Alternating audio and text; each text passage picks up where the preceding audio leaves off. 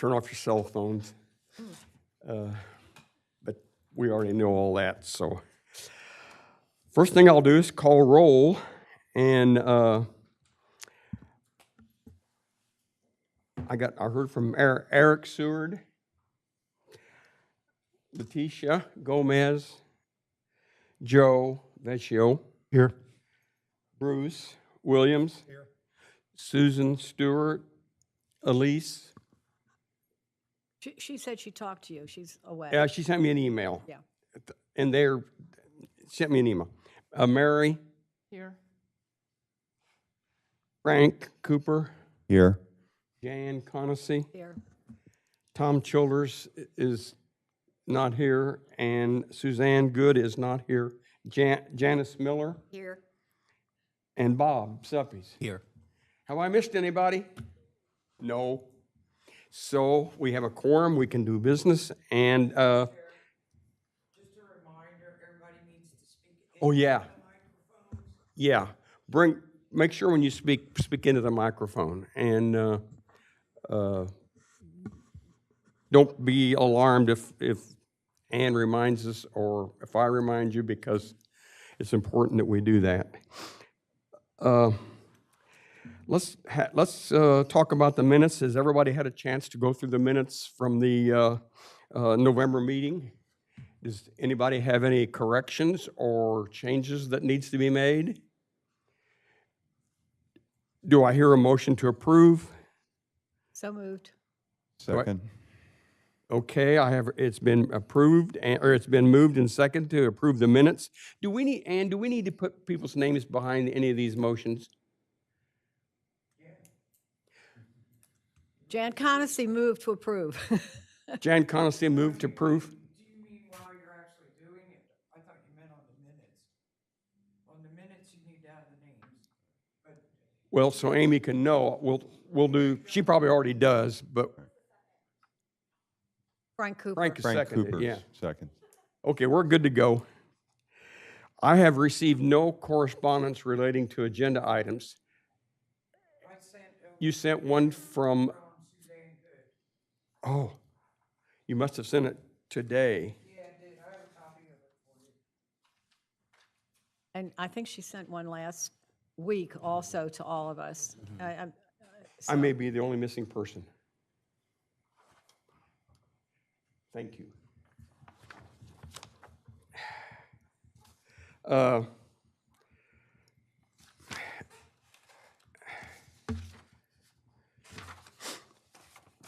Let me read it so the public, it's not in our support documents, is it? Yet? No, I received it today. Yeah, so, It'll go in after the meeting's finished. okay.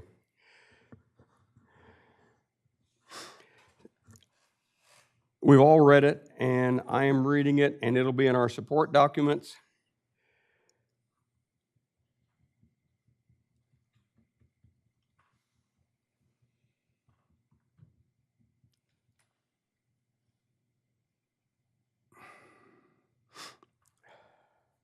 Much of it is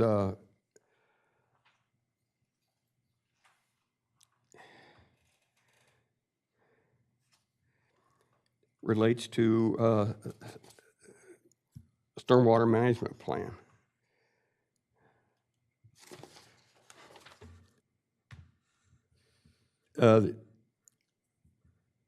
And she was, due to lack of time to discuss tiered rates versus flat rates and commercial rates versus residential rates, I think an early January meeting would be useful. And I think we have really discussed that to ad nauseum, whether we decided that we didn't want tiered rates versus flat rates and commercial rates and residential rates. We decided that we would use a one rate universal for everybody.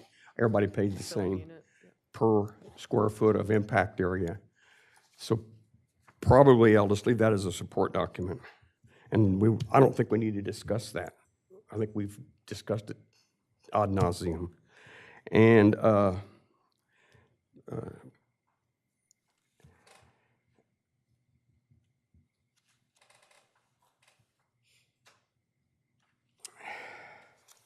So I think we're ready to start. Christine, start with your recap. Kevin? Did you vote on the minutes or no? Oh, let's vote on the minutes. Pretty, golly, this is great. Everybody in favor of approving the minutes, say aye. Raise your hand. Aye. Anybody? That's right. Janice wasn't here. Anybody knows? Minutes passed. With one abstention. Ah, man, my brain is somewhere far away. The, Christmas. That's comforting. go ahead, Christine. Do we need the screen up here? I see it here, but can we get it on over there too? I don't, Is that possible, are you Ann? all able to see this one okay?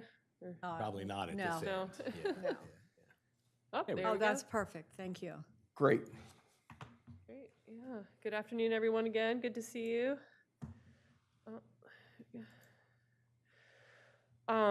So today, as usual, we'll go over the goals and objectives for today's meeting. We'll recap the November meeting. There's a couple follow-up items from the November meeting that I wanted to talk with you all about. We'll review the draft recommendations to the Board of Commissioners based on what's been voted on so far by the task force. Review the timeline going forward again, and talk about the next task force meeting, which currently is scheduled for mid-February once the draft report is submitted. So today, really, it's about focusing on the draft recommendations, making sure we're all in agreement before that report is developed, what we want to present to the commissioners. And once again, as we discussed in the last meeting, we'll have the recommendations, but we can also include other options as well to discuss, like what we had talked about, maybe taking out 40%, since 40% or so of the impervious surface is the city's impervious surface, and they're not going to be charged. So that's something that can be an option in the report, and we can discuss that a little bit more too. And then just for everyone to understand the next steps here with the stormwater utility. So in November, the task force voted to use the stormwater billing unit rate structure, the SWBU, which is derived from impervious surface. This is similar to what the city of Fairfax is using now as well, to use 500 square feet of impervious surface for that billing unit, and recommend to use the stormwater utility fee to cover 100% of expenses, operation, maintenance, and capital expenses. That, I know not everyone agreed to that, but that was the deciding vote. It is something in the report that we can show options if not all capital expenses are included as well. You have a question? Just confusion I had in reading the report. You also refer to 3,000 square feet. The 3,000 square feet was what the equivalent runoff unit was calculated to be for a typical single-family residential home. So the 500 feet was agreed upon for that stormwater billing unit in order to not have the tiers associated with the ERU. Using that stormwater billing unit of 500 square feet allows you to avoid tiers and just charge everyone based on how many units they have of impervious surface on their property, commercial, non-residential, and residential. So if you are on a 50 by 100 lot, a two-story house, Yes, I'm speak sorry, in- if you're on a 50 by 100 lot and you're in a two-story house, so you have 1,000, I'm going to make this up, 1,000 square feet of roof. Okay, but if you're on a 75 or 100 square foot lot, double lot, and you may have a much larger house, so is it the roof essentially that becomes your pervious surface? Is that, The roof, driveways, sidewalks that are on that property, yes, that's all part of the impervious surface. okay, all right. Thank you. Okay. There was one more thing in the report Yep. when you get to it. And I think that when you talked about the different billing areas, you started in 2023, but I thought we had agreed this probably wasn't going to start till 2025. So you have 400 and something for 2023. For the expenditures that were Yes. calculated? For- Correct. for the- That- or- But no, for the billing unit. start. The start, yeah. And Yes. it doesn't start then. Right, correct. Okay, And that those numbers for year one was based on 2023 because those are the expenditures that we're using for the feasibility study. Okay, all right. That's FY, Jan. That's Well- FY. Which starts in April of 2023. Is that when you would So say it's, is? it started last April, so we're in 23 We're now. already, Okay, yeah. right. So So we it had could've- talked about 2025 as really Could have said year one, year two. year two. three. Okay, Probably all right. would've And then we been- probably would be change that, I think, in the. Okay, in that's a the- good recommendation, right. Because right, to show that we'd say FY '23 when we're 3/4 the way already Right, through it. right. We could clean that up. So one thing that was requested in the last meeting was to check on if pools were included in the impervious surface GIS layer. When I took a look at that, when I pulled up, you can't see it very well in the picture, but the impervious surface layer in this image is sort of a yellowish beige color. It's overlaid on aerial imagery. It's very inconsistent. Some of the pools were included in the current impervious surface data that we have, some of them were not. So that's something that will need to be cleaned up as part of the implementation phase to make it all consistent so that all properties that have a pool, that's included in their impervious surface area. So that is part of it, and I'll talk about the implementation process later, but that is one of the first step is to really clean up that GIS data so it's accurate before you actually start billing people. Yep, But a pool is impervious, correct? correct, Okay. yes. I Wasn't think sure if you said we'd agreed on pervious that or- we should Yeah, we include did agree on it, pools yeah. as impervious, so Right. and where they're missing in the impervious surface area, those will need to be added as part of the impervious surface layer. I do want to get into some details, and I'll cover that next, of opening the spreadsheet to kind of show you how the $67 for the stormwater billing unit was calculated. So you guys, if I know you've seen the Excel sheet, but just wanted to step through that with you. And Bruce, I know you had some questions on that. Did you get my response? Yes. To some of the questions? Okay. So just wanted to kind of show you all how that gets generated from the spreadsheet that Dave Athey developed. There were some questions on what some example condo rates would be per unit, so I've included that later in some of the example rates as well. There was also a question of if court cases for municipalities that have implemented stormwater billing units. I did some research on that. I couldn't find any specifically related to the stormwater billing units, but there are, I'll show you on the next slide. There is a number of information out there for stormwater utilities that have received lawsuits. So from the Black and Veatch 2021 Stormwater Utility Survey, about only 21% of those surveyed had faced a legal challenge. And most of those legal challenges were from the non-residential commercial class. And most of them were challenging the rate methodology and equity and fairness of the stormwater utility. Just to give you guys a background of some of the cases that have been out there. Has everybody, Kevin, you sent the files out for this report. Did everybody have a chance to read that? It's really informative. It is, I found it extremely helpful. And y'all remember when we passed out 5101, this really covers us more than I ever thought when we first started this task force. But 5101 really covers our rears and gives us a good base to stand on. What do you mean by 5101? It's stormwater regs for Delaware, Oh, okay. All right. and it tells you that the state has to pay and all that kind of good stuff.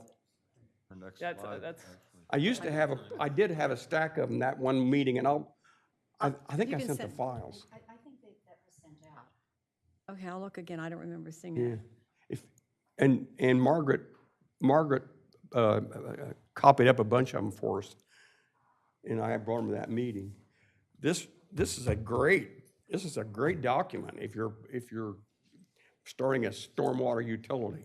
right. Yeah, and I'll cover some details of 5101 Yeah, on the next slide as well. and Christine, you quoted a couple, 3 times in here. I did, That yep. one page. Okay, go.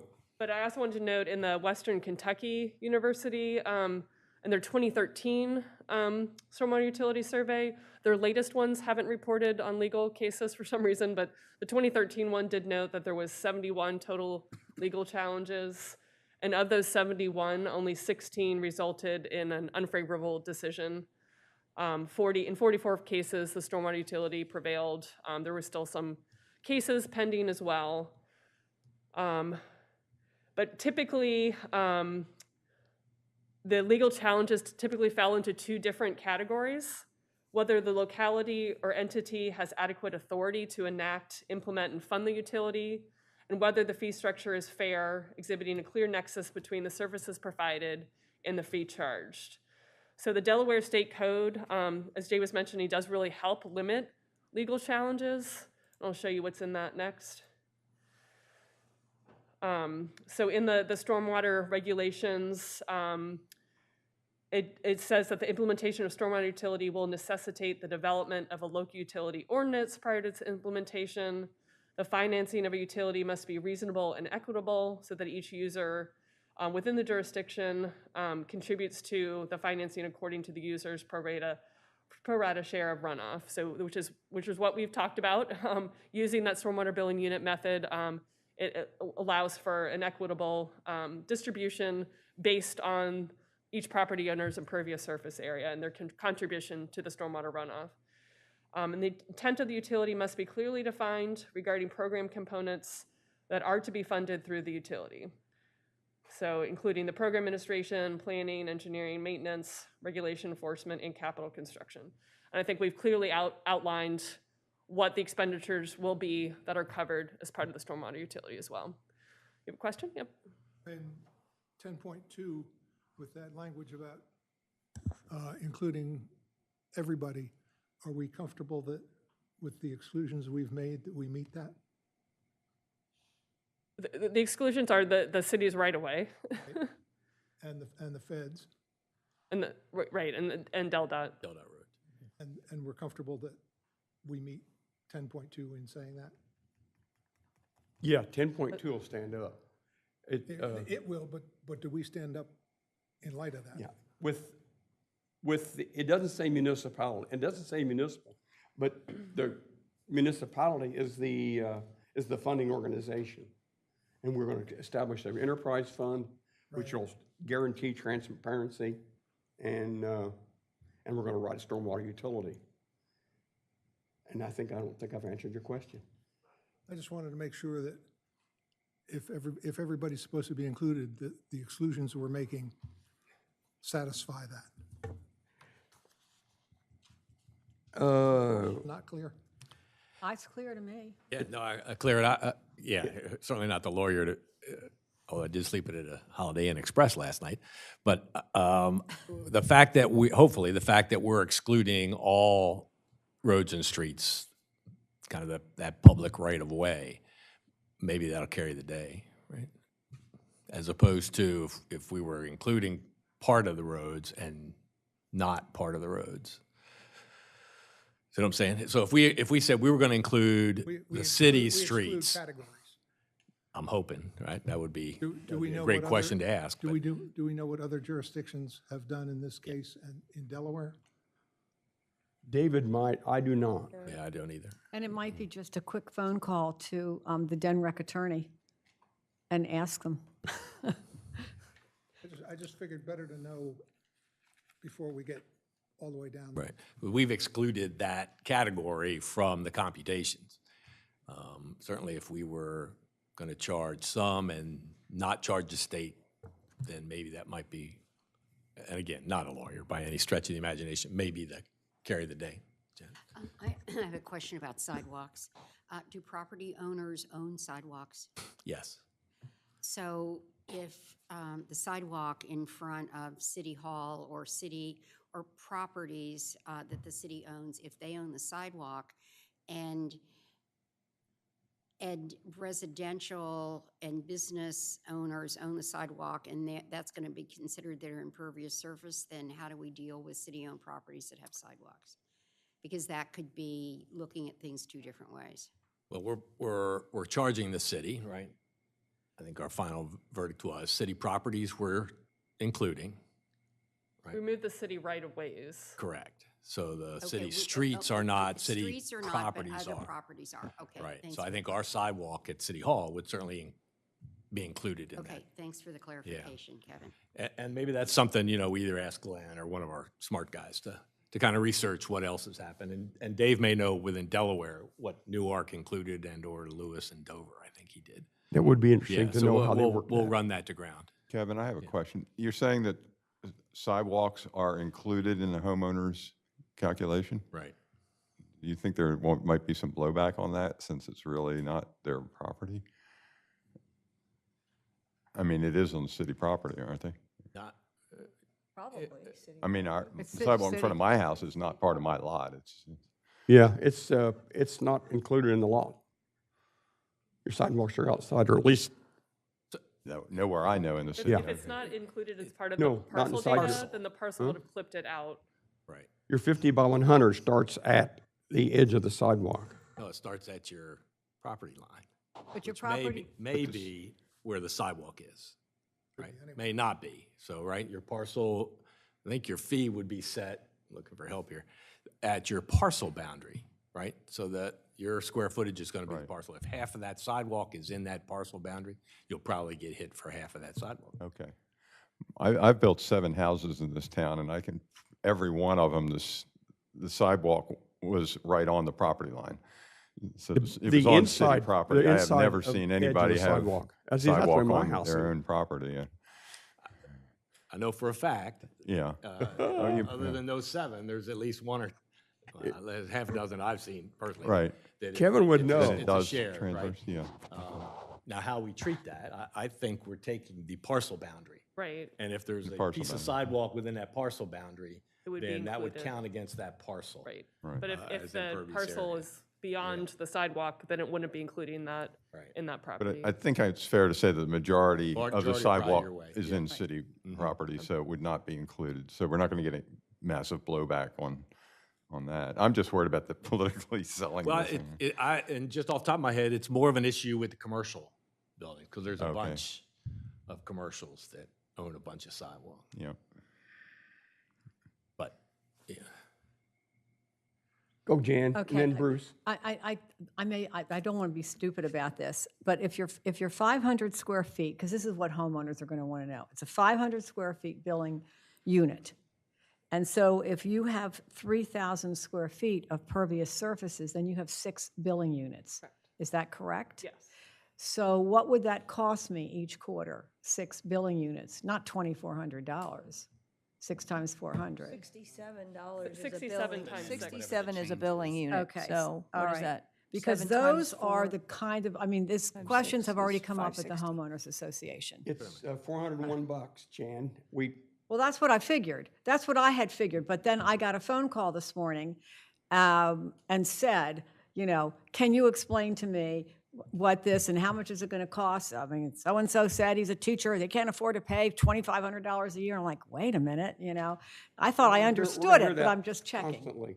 We're going to hear that I from know, here on out. and that's why And we I'm- need to be prepared, That's why I'm preparing myself. and you're doing a really good job, and that's great. And that's what's going to happen. We're going to be explaining that once the commissioners Right, say they'll do that. I'm Right. not sure that's going to happen yet. okay. Yeah, and I do have that in a later slide, that specific example of the 3,000 square foot typical single family. Well, that's what caused the question between the 500 and the 3,000 from RBHA was, and I'm like, well, I thought I understood it, but now I'm not sure, so I'll come to the meeting and I'll find out for sure. Bruce? I'm assuming if pools are impervious, other bodies of water are impervious. We were just discussing that earlier. So the current city's GIS layer for the impervious surface data includes some of those pools as impervious, but not others. But I'm not worried about pools, I'm worried about other bodies of water. Like other bodies of water, Fish ponds, ponds? they're fish not ponds or included in the something? impervious surface area. You mean like Silver Lake and Lake lakes Girard? and- Oh, Those are not included in the impervious surface. Because they don't area. have concrete bottoms. and water just goes- So that if a property boundary includes part of one of those we have bodies some of of water. those too. That will not be.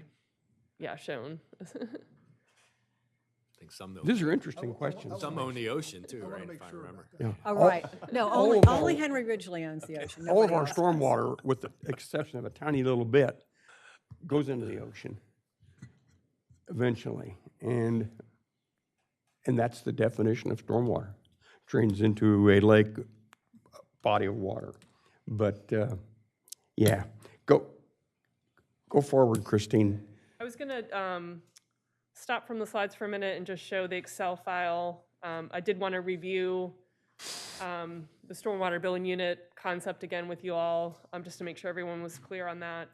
But I know there's been a lot of questions on the how, the formulas behind the spreadsheet and how things are calculated, so I just wanted to step through that with you.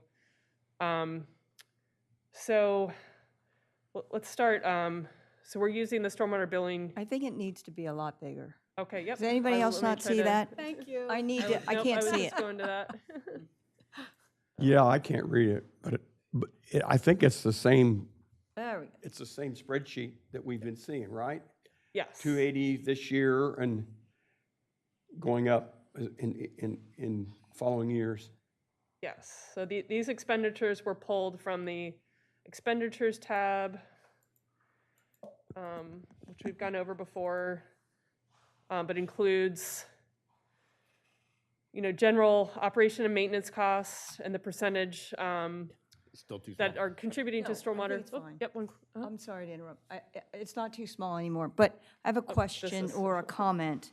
It would be great if our expenses, there's components that are included, but not limited to things under 55101. It would be great if our expense labels could fall under those general program administration, planning and engineering, maintenance, and operations, just to make it Right. so that Firms that are if in we 501. withstand challenge.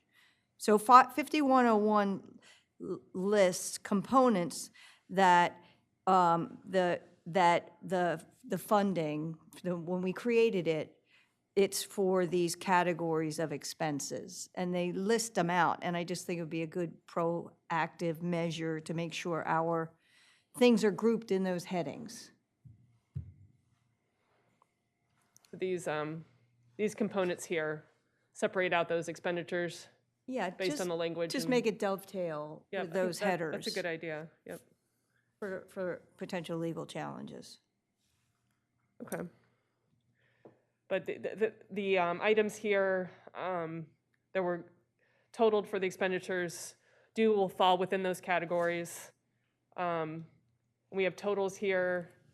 So 2023 was used at the time. Obviously, these numbers will have to be updated during implementation. And so year one is expected to be FY25, so these will be updated. So going back to this file, so we put in a 5% escalation rate. We've set that minimum impervious square feet for a property to be charged to be 100 feet. We've set that stormwater billing unit to be 500 square feet. And then that basically calculates all the numbers for us. So this number, the $67, was adjusted in order to make sure that we had enough to cover through year 5. So in some years, we'll actually be have more revenue than we need for that year. But the intention is to make sure that by year 5, that all expenses are covered. So you're not going to be bringing in the same, you're going to be bringing in steady revenue every year, but the costs each year change. You just want to change that number to 85 one year and 40 and just show what it does to those totals? Because that was a back and forth. You enter a number, did it cover all they cost? No. So you go back and change the number. So just to show that that's what the spreadsheet does for us. Yeah. Yeah. So, and if we wanted to show that the, Because it does not calculate that number, right? It calculates an annual total. Then we put that number in to see, does that cover all of those 5 years worth of stuff? And then if not, then we adjust it until we get to that number. It doesn't back calculate it to tell you, here's the number you got to charge. we can change that to I think the file that was distributed back in September was only showing operation maintenance costs, did not include those capital costs. So if you go back here, in order to, obviously we'd have a lot more revenue generated than we need if we were only covering operation maintenance costs. I think this goes down to like about $37 in order to get the needed revenue, maybe actually $36. What happens to the surplus? Is it carried over to year 2 or year 3? Where does it go? Because it would be an enterprise fund, so it would stay in that fund and then get carried in. But is it reflected like year 2? Year 2. I saw carryover in there. You did see a carryover? Okay. So it offsets carryover. Got it. I didn't see that part. So this $67 is the rate that would be needed to cover through capital expenses through year 5. Yeah, so these are the carryover numbers that you see here from the previous year that are calculated as we move forward. And then for actually looking at the rates per property, if we want to look at some of the non-residential properties here, so this worksheet for the non-residential properties shows the land use and zoning, the parcel ID, the percent of impervious surface has been calculated for that parcel. And then based on that value, it's calculating, the blue was where the stormwater utilities are, stormwater billing units are calculated. So a commercial property here that has, let's see, they have about 5,000 square feet. Did yours, I know you figured one of those examples was yours. Did it track once we had that it was covering both capital and O&M? It did. The question I have is the spreadsheet based on year 1 being 23 or 25? Yes, 23. So if it's really going to So start year at 1 has 25, not been escalated. So it's going to start out on a higher basis. That's a great point, yes. So the initial fee is going to be higher than what's shown in this, Correct. which is kind of what happened when I was looking at the older Okay, version. what's caused the So was question. I. I got you. So, Because year 1 was not escalated, right? That was, correct me if I'm wrong. Year Right, 1 not correct. escalated. Year We one- had the second year. so $67 means nothing to FY 2025, is that correct? It may that be, $67 is based on using the estimates for 2023, because that's what we had at the time when this was built, so. But there's a COLA. You could figure out what it's going to be in 2 You years can, hence. yeah. I just didn't know where she started. I thought you were gonna start year 1 at 67, and that's what I've been calculating. That's what I told Bruce. And that's wrong, I guess. it could go up a little bit. Yeah, I mean, for the feasibility, this is just looking at, potential expected rates. It's not gonna vary that much beyond this, but Well, if it varies things are gonna be 5% adjusted. The per final year. numbers are gonna be a little different The once this initial gets number is going to be implemented. bigger. Yeah. Take that into account when And thinking about education. I was going to, that was exactly my comment, Bruce. Exactly my comment after hearing about, this meeting. And is that we need to take that into account when we're educating people about this program. And then we're all assuming that the commissioners will pass this. I'm not assuming that, but That's $3.35. $70.40 Right. at 2.5% in the intervening years. So year 2 is 70. I guess the real question is, do the capital expenditures start, Or do they roll forward? Right, into or the does the whole thing shift, the whole chart shift to 25 with escalations or so how does, but Because the escalation isn't going to matter if there's no revenue coming in those 2 years. Expenses. Therefore, if the expenses roll forward, it's a bigger amount to deal with to start off. And I think that's true. I think it will be, because no matter what, we're not going to have the revenue coming in. We're not going to start the fee until a certain date. But the cost of doing a project that is in the budget for this year that's now going to get pushed 2 years is going to be 2 years more expensive, right? So 5% to each of those. So we should make sure that that's in the calculus that we do, or we call it year one, year two. But even in year one, we've got to escalate it, I think, Yeah. to show. So you're, Right, because you'd hate to say, well, although we are not going to say it's going to be $4.79, you know, we're going to say this is what it would be today, or could be today, if the board does all these things the board's going to do, right? So It's just going to need an explanation that yeah, you bet. I have your I think we're three at better to show it $74. $4 higher or whatever that number turned out to be, and just Well, show I got that. 74 now, because I was doing 2.5 and you Okay, did 5. we did 5. And what did you get, Susan? 74. I got 74. Perfect. Well, So we'll escalate the Could I base year. ask It's going to be very Janice a dependent, question? though, that on means that those, we're those gonna- capital projects and when they happen. So if those move around, that's going to change the rate. Could I ask Janice really something, hard to Jay? explain to somebody. Well, and my question to Janice is, one of the things I've been thinking about is it will almost be virtually impossible for the city to raise property taxes if we're going to add this. Right, if we're going to add this. And I wanted to ask you, did Fairfax consider that if they put a stormwater utility fee? Did they say, you know what, we're not going to be able to raise property taxes? Or was it out of consideration? We lowered property taxes by 3 pennies. Okay, So that's the first thing, that we did. okay. It was just that simple. So actually, we lowered we lowered the rates by 6.5 cents the last So it budget cycle. was it a wash then? For some properties, yes, for other properties, no. Okay, all right.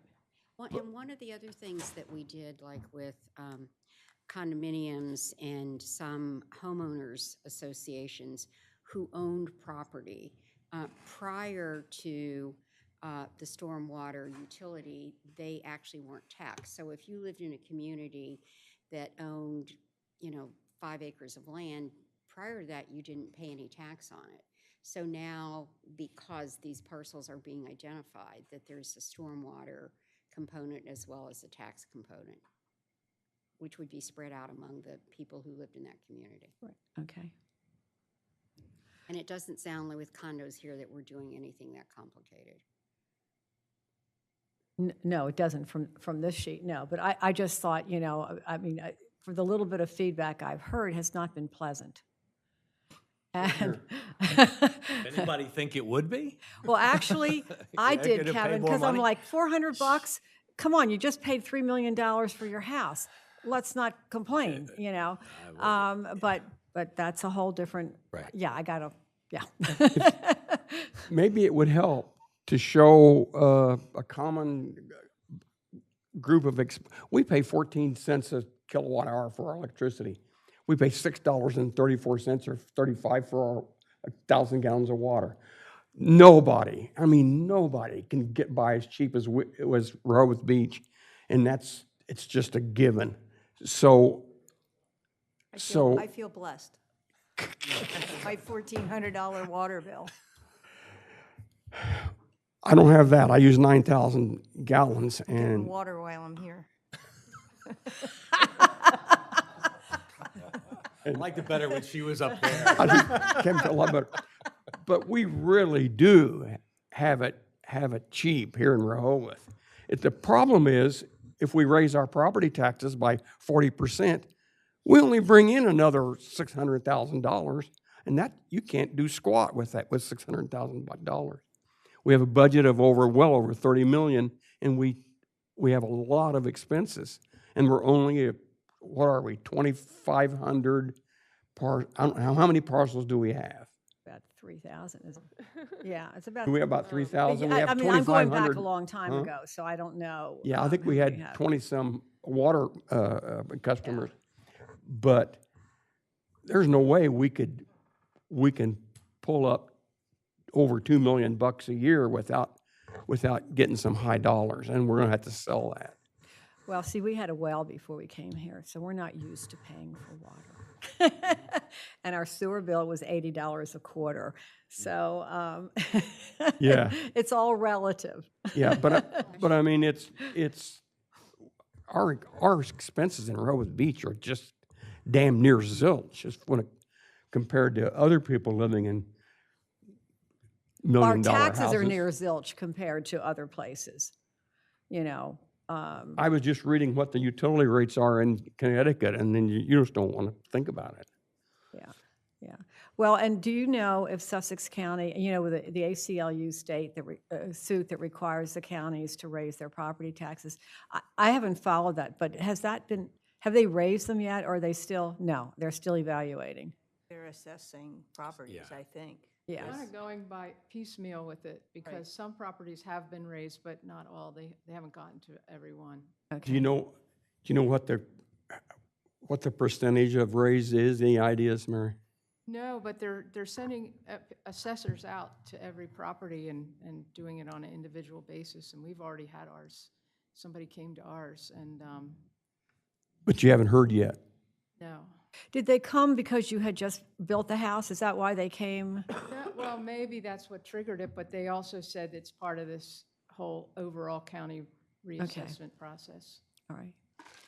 But they aren't charging you the new, Yeah, our because I think taxes they were did supposed go to up. do, as I understood it, again, not a lawyer, they were going to do what Rehoboth did many years ago when they raised the rate, they Made it lowered the, Made it revenue so neutral. right, so they'll raise the assessed value and lower the rate, so it's, Yeah. so it's. I don't think the suit Raise will allow neutral. them to do that. No? Okay. Because they have to contribute more money to the schools.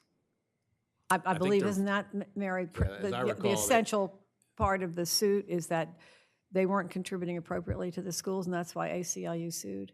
I think that was part of it. Yeah. I'm not following it that closely, but our taxes did go up, our property taxes, and maybe they're starting with people who are with newer houses first. I don't know, but Well, 20 years ago, when we built the house that we have now, they raised our property taxes in Sussex County. So they must do something when people build. But I'm thinking of it from a communication point of view. So I get my tax bill, we get our tax bills, and they're higher because of this. And I don't know if Rehoboth also has to raise taxes because of the ACLU said it was just counties. I don't know. But, you know, and then we're going to, this is what, can you hear? I can hear my friends saying, first it's the tax, Sussex County. Now it's the city. Now it's the stormwater utility fee. What next? Da, da, da, da, da, da. You know, I can hear it. I've already heard it. So, and they don't even know about Sussex County because they don't live in Delaware, you know? So, I mean, those are the things that have to take into Still a pretty good account. place to live. What, Sussex? Here. Oh, Delaware? I've lived here for 50-some years. Yeah, So. right. People are coming here, we're not losing population, so they're coming. No, Right. no, unfortunately they are. So that's a communication thing. But you're right, every little Go, Janice. issue, every little item that gets added to that bill, right, brings Do this. we see a sunset on the stormwater utility, or will it continue as long as there are projects? That's a great question. In my mind, anyway, it goes through the completion of, the projects that are identified, at least through the projects that are identified now, and as new projects, so maybe the board says move forward and for a period of time, or a specified period of time, or until a certain date. I hadn't really thought about how it sunsets, because you're right, once you implement something, it never goes away, right? So what did you all do? Well, Right. didn't you I mean, include we're- maintenance and We operations? have a lot more, I mean, we're 6.2 square miles. Right. And we have many streams, and it will remain for forever. But But- remember, it's, Right. we have many more parcels, and our unit rate is much lower. Well, you know, the city, I just saw that the state and the Corps of Engineers just signed a contract. And I read what was in the paper, and it didn't look like it impacted us because it was mostly the Inland Bays area. But does it? Do you know if it does impact us in any way? It said coastal, it said coastal I know it said waters. coastal waters, but then they kept referring to the bays, so I got a little, Yeah. you know, I wasn't I think sure. And we Kevin probably we actually met knows. with Denrec on a different issue yesterday, and he was getting ready to announce the signing of it. So I think it is the Bay area study. So it's going Okay, to and be they're not- Delaware Bay, Rehoboth Rehoboth Bay, Indian River Bay, Assawoman Bay, some of those.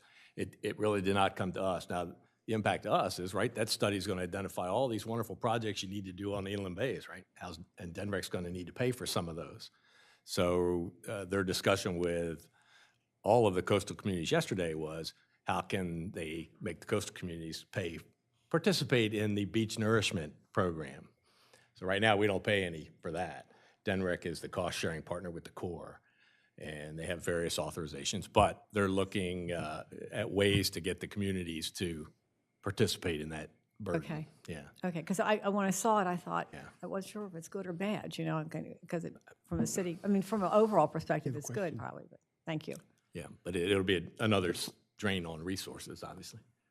And I No, think I was Frank just saying commenting that on the sunsetting. If you have maintenance operations in it, there's no sunset on that. There's no Correct, possibility. right, but is there a built-in reovaluation at year 5 to Right. potentially lower it because maybe a couple of those big-ticket items had been finished? Right, okay. I don't Or know maybe how it it's would an be annual review to see if it's Rolled into general Right. fund. I don't know how many have read the GHD's wastewater asset management plan, but they run that out to 50 years, trying to figure You have nothing else to what the calculations are. And I have no doubt that we'll probably do the same with our stormwater utility, our stormwater management plan. Just a quick comment that in Tacoma Park, the types of projects changed into other kinds of projects that weren't even envisioned when it started, so that there's always That's why I say a reason when to you implement a fee, you continue. never take it away, right? You always find something for that money. But you're right, yeah. Well, I think we kind of built it in for the water sewer, right? We said dedicated X a year, you got to go back and reevaluate to see if those steps that you're thinking about 4 years ago are still valid assumptions and those kind of things. Yeah, So I think we would try to and that's what build they something did. into this that says, okay, you need to evaluate it every year, every other year or something to see if it. And we're going to do the same thing with drains. We're going to do the same thing with dredging. We're going to do the same thing a bunch of different ways. In fact, I suspect that when we get our stormwater management plan completed, this spreadsheet is probably going to go out the window. We'll have a lot of other expenses that are going to change this all around. Right, all the expenditures, yeah. That's where the general fund's going to come in. We won't be able to fund it with fees, I don't think. I'm just guessing. What are you predicting that we bring in for year 3, which is $74? Can you get to that with your moving spreadsheet? Well, and it's all going to be very dependent on if those projects happen then, but the 2025 expenses total are shown here. But these, numbers can shift by year here. How about your revenue for year 3 with $74? Well, this is with the $67, but the year 3 revenue, we'd be You've got up there, you got soared about 1306. 40K.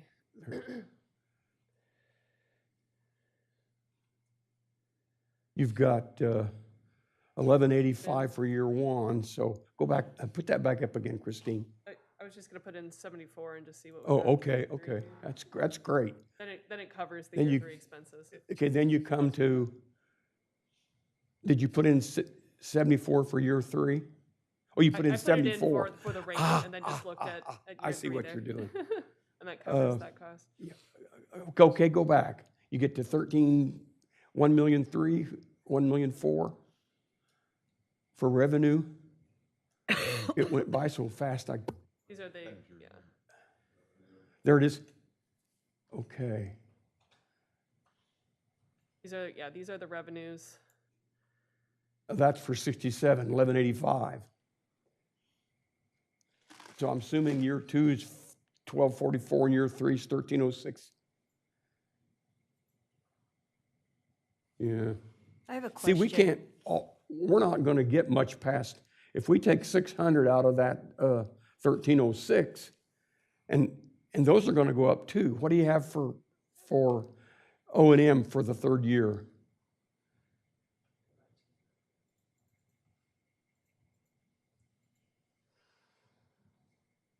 I could do it with my calculator, but I'm too lazy. 6,500 for the O&M for the. Okay, so third year. if you take your 1306, what was it? 1306. 1306, and you take 65 out, 6.5 out of that, or 65. 700. You take out 6.5, you get 6, you get 5. You don't even have, you only get 656,000 for CapEx. That's squat. I thought Dave figured our CapEx would be like $1.5 million or something like that. Higher up on the spreadsheet, the actual CapEx. Is it? Yeah. Go up, Christine. For these are the capital expenses for each year, and the different projects have been identified. So it's 915,000 for year 3. Is that what you're looking for? That was what was estimated for For FY '25. CapEx. I mean, we're gonna be 300,000 short if we even stick by that 915. What am I missing? City is about 300,000 short. Does the city loan the? Oh, it has to come out of the general fund. Okay, but does it have to be paid back then by the utility fund?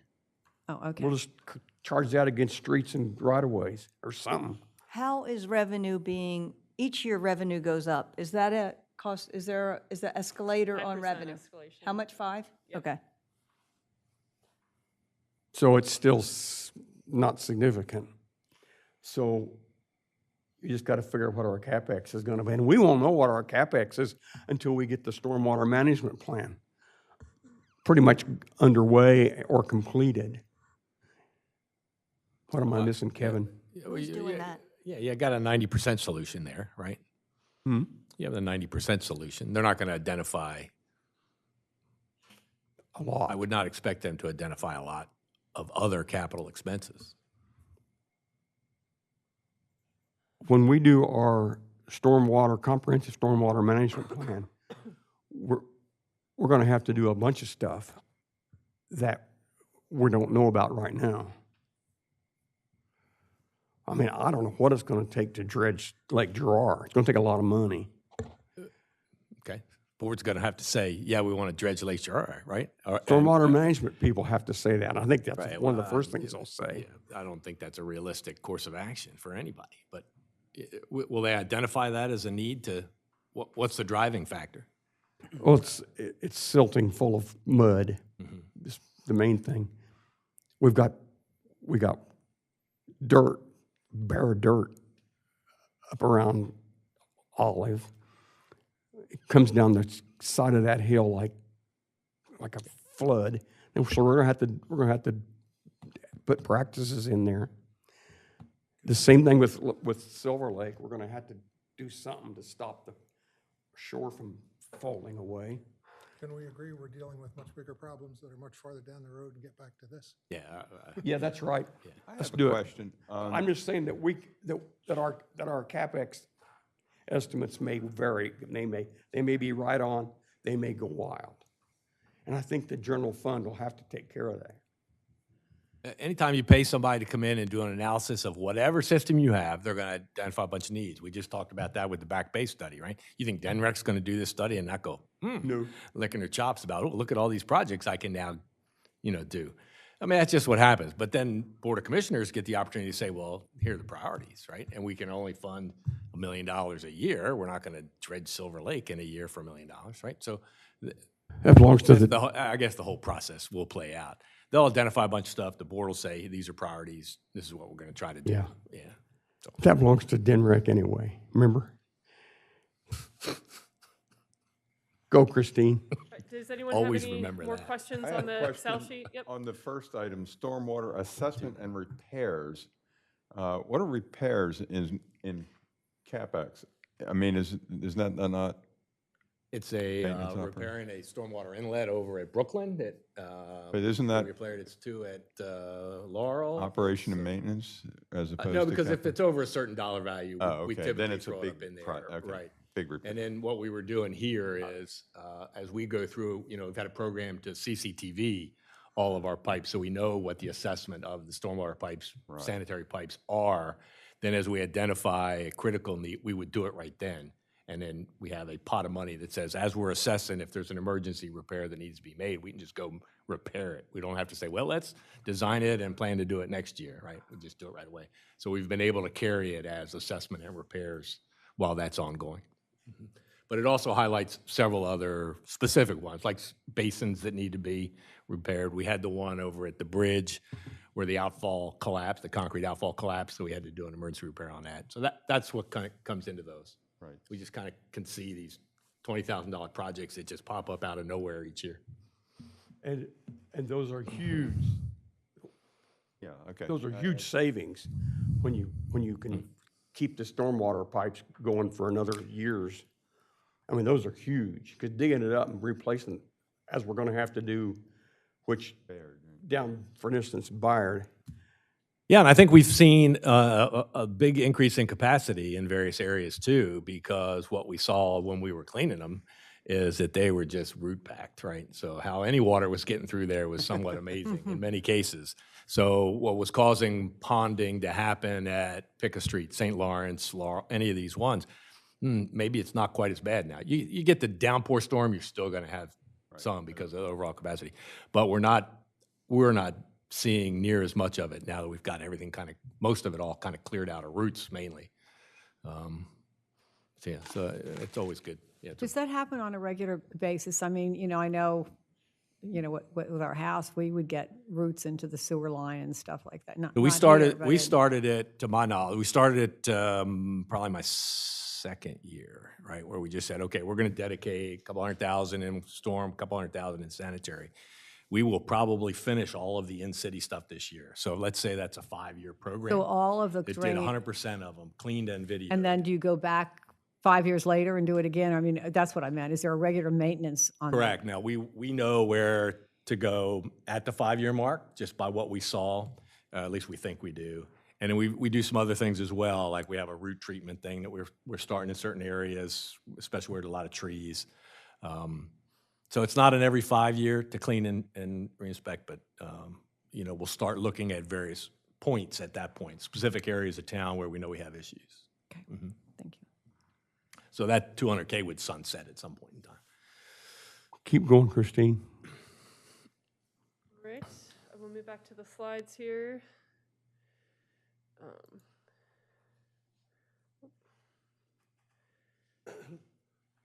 Right up in the beginning.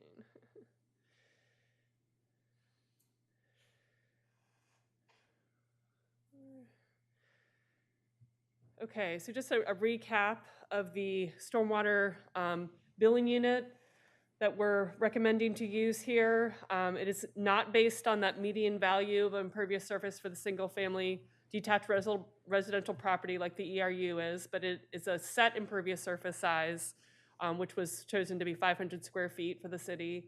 And it's smaller than what an ERU is usually calculated to be. There's no need to set the residential tiers and have a range of fees. It allows for setting the billing unit at a smaller increment and a larger range of fees. It's being used more often now since GIS impervious surface data has become more accurate. And each property, residential and non-residential, is charged a fee based on how many billing units their property contains. So for example, the stormwater billing unit is set at 500 square feet, and the typical single-family residential property has 3,000 square feet, so they would be charged 6 stormwater billing units. Just sort of a graphic to show the typical single-family residential property with 6 billing units versus a larger commercial property that might have 60 stormwater billing units. And so the preliminary rates for each year using that stormwater billing unit of 500 square feet is $67, as we discussed, using the 2023 rates. So that will obviously change when the expenditures are updated in implementation. Kevin, you have a comment? I was just going to ask Commissioner, will we be better off just going from, like, let's assume 2025 and then run it 5 years out? or just do a year one, year two? Year one kind of waggers a little bit because you don't know if it's going to be we'll have gone through a 5%, a 5%, or 5%, or whatever. But if we just said based on 2025 and in 5 years, Let's do is that. that all right? Let's start with 2025. So year being one would be Year one, that's what I'm trying to 74. calculate now.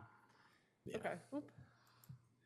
And that annual fee would be $443 for a typical single-family residential property. Yep. Yeah. That is 14.8 cents a square foot. Well, that presume a 5,000 square foot lot. That's for. A that's for 500 foot. That's for 500 square feet. Okay. And And that's a good way, that's the way I figure it all. I don't ever, when Bruce had 1.35550 on the sides of your parking lot, remember? I just figured, I just run this 13.4 and I'd run 14.8 right now. I could do it in 15 seconds. Anyway, I'm sorry, go. There was a question? Yeah, so now you're saying we're not going to use a median value, and I'm still, I guess I'm a little lost about how you're going to determine for every lot the amount of impervious surface. So, So that has been done, and that was part of in the Excel sheet that I was showing. So each, we have the parcel data for each property and a GIS layer for the impervious data. So basically, each parcel is clipped by the impervious surface layer, and it gets calculated that way. so you're going to look at you're going to try to look at actual data for every parcel in town? Yes. Okay. So, because I have a pervious driveway, then I can file an appeal and say, wait a minute, I have nothing except the roof of my house. Everything else is pervious. That's the intent. Right. And of course, if we required pervious hard surfacing, like Dewey Beach does, for everybody in the city with all the new construction, eventually, everything would be pervious. Probably not in my lifetime, but in others. Well, you putting a J? Yeah. No, Jay and I are close in age. I don't think I'm that just would saying, work. the Director of Public Works is not going to make that. Maybe in Christine's lifetime. Jay? Thanks a lot. The $443, which is going to be the new year one. Yes. For the typical Yes. 5,000 square foot. Yes. Is actually, 3,000 square foot. well, but our lots, the typical lot is 5,000 square feet. I'm just saying. I got you. So Yeah. it's 8.86 cents per square foot of lot, of your Of lot. typical lot. I'm for I'm people- counting. I'm just saying, it gets better. Doesn't get better. It's For selling it, it does. You got 14 cents, don't you? 14.8. I got 8 cents, 8.86 cents per square foot of property. A property. I think he was That's a working, deal. you were working on 3,000 square feet. You're working on the building unit size. I'm saying on the property size, it's an even better deal. It's 9 cents a square foot. That's cheating. 8.86 cents a square foot, even less than 9 cents. What's You the have old to adage? sell it, Jay. You Liars gotta figure, sell it. figure, You figures gotta lie, sell liars it. figure. I'm a financial advisor. I have kind of a simple, dumb question about the calculation of the actual SWBUs. Is it, when you reach a threshold, if you are, 1,001 foot, are you 3 units? Right, we round. Yeah. So Is that how it rounds up. works, I just misspoke, when and you we reach a updated that in the threshold? meeting Right, minutes. It right, rounds up. right. So if you're, That's if going to you're be even your, one that's going to be your So if I challenge. saw the end of my driveway off and square get foot it, over, you'd be in the next, yeah. get it down to 999, I'm 2 units, okay. Dig a hole, fill it full of rocks and call it a rain garden. There you go. You'll save $67. Yeah, but the city doesn't allow them, as we found out at the Board of Adjustment meeting, so. There is a problem with that, and we have the ability to calculate it perfectly Yeah. by GIS. 14.8 cents a square foot. Okay. Because we know exactly how much impervious surface there is with the overlay, the layer, the impervious layer. There will be a lot of cross-checking because obviously since whatever year we did use 20, whatever, a lot of new construction. So there'll be some reevaluation, especially that first year, kind of going back out, checking, giving folks the opportunity to appeal. Why am I at 1,000 Yeah. when I really shouldn't? Yeah. You know, whatever. So there'll be a lot of that involved, going through and truth checking it. And there'll be half the population that go, okay, right? And they'll just take whatever you send them. Right. Now, there are are other options. That just happens to be the way we do water, but there are other better options, and it wouldn't be difficult to calculate the square foot. 14.8 cents. I'm 9.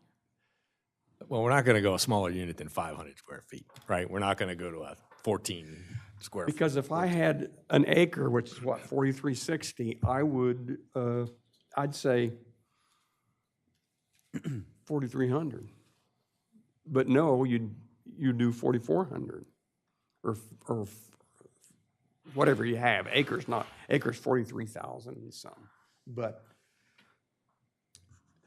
always calculating up hurts the homeowner. Well, I think the homeowner is not, you know, if I'm a typical homeowner, the homeowner is not going to go into the minutia that you're going into now. Yeah. You tell them it's going to cost them $400 a year, but if they have no hard surfacing, then they can come in and file an appeal. And my recollection is when we raised the taxes in Rehoboth, one person filed an appeal, and the appeal was their taxes were too low because they didn't think their property was valued appropriately, because they didn't understand the difference between assessed value and real estate value. That's my recollection from the first time Somebody actually taxes were raised raised that complaint? in Rehoboth. But if you get too complicated, I mean, there are the Jays and the Susans of this world who can do the calculations and, you know, but I would say most of the people, they just want to know, how much is this going to cost, and can I get it reduced if I have everything pervious? And Janice said that she was surprised that there weren't more people that you said the rate of challenges was fairly low. Those are just coming in now, so that hasn't, we haven't Okay. We you- haven't gotten an You haven't update with that tabulated yet. yet. Yeah, that has not been done. How about you, Bruce? What are the challenges that you all had in Maryland? There were very few challenges to begin with. Everybody was charged the same rate and it was low. But now they've changed to a new system and there's about 10 or 12 tiers, and that's just in the process now of seeing who comes in. I'll be one. Okay. Jay? I just have a couple of comments. The first comment is if you say it's going to cost you X penny on a square foot, nobody's going to pay any attention to that because they're talking about 5,000 square feet. It's just like way too much. The second thing is, and I apologize again for not being here in November, when we talked about how the money is going to be raised, and I'm going to talk about strictly from the position of a policymaker, because most homeowners are going to say, what? That's correct. But from the position of a policymaker is, policymakers really don't like to raise taxes significantly. And this, any way we cut it, is a significant increase in what property owners, not just homeowners, but property owners will need to pay. So the question is that how do you mitigate the cost to property owners? And maybe in November, was there any discussion about using other revenue streams to fund stormwater in addition to property taxes? No. And that's the way, huh? Why not? Because you could do it, but you would end up having the same problem. Well, let me just explain where I'm You coming mean from. taking it from another fund or something? What I'm saying is looking at our revenue streams, and I'm not all that familiar. I know that there are a couple of big ones. But one of the things that we all have to realize, I mean, I'm a summer resident, so I'm only here part of the year. But during the, in quote, season, we have a massive number of visitors that come in, and those visitors impact the environment in some way. So why couldn't we raise a certain amount of money on parking fees? Or why couldn't we look at building permits, when people do building permits? Why don't we look at rental fees? I mean, there's a number of different fees that could lower the rate to property owners. And as I said, I'm speaking as I'm looking at this from the viewpoint of someone who is actually going to have to vote to raise these taxes. Because the bottom line is, what we want is that we want to do stormwater work, and we want to improve the environment. So the question is, how can we do it and get everyone on board to a certain extent? So I just don't want to plant that seed so people may think about it before we do a final report, because I think it's important that everyone contribute. The other issue too is, and I know Suzanne brought this up, talking about the different ordinances relating to building new properties, and how will the commissioners look at that to make changes or perhaps charge fees that could go into the stormwater management program? There are a lot of places that have that money could come from. You just have to compete with every other organization that's looking for streets or police or at budget time. I'm not talking about taking money out of existing revenues and saying we're going to divert this to stormwater. I'm saying that on a one-way parking fee, it would, well, are people really not going to come to Rehoboth Beach because of parking fees? No. We had 25 cents to the parking fee that goes into the stormwater utility fund. I'm making that number no, up, but I that's mean, what you're but talking that's about, what I'm right? talking about. Yeah. That's what I'm talking We about. could do that. We could say, okay, we're raising parking, which I want to do.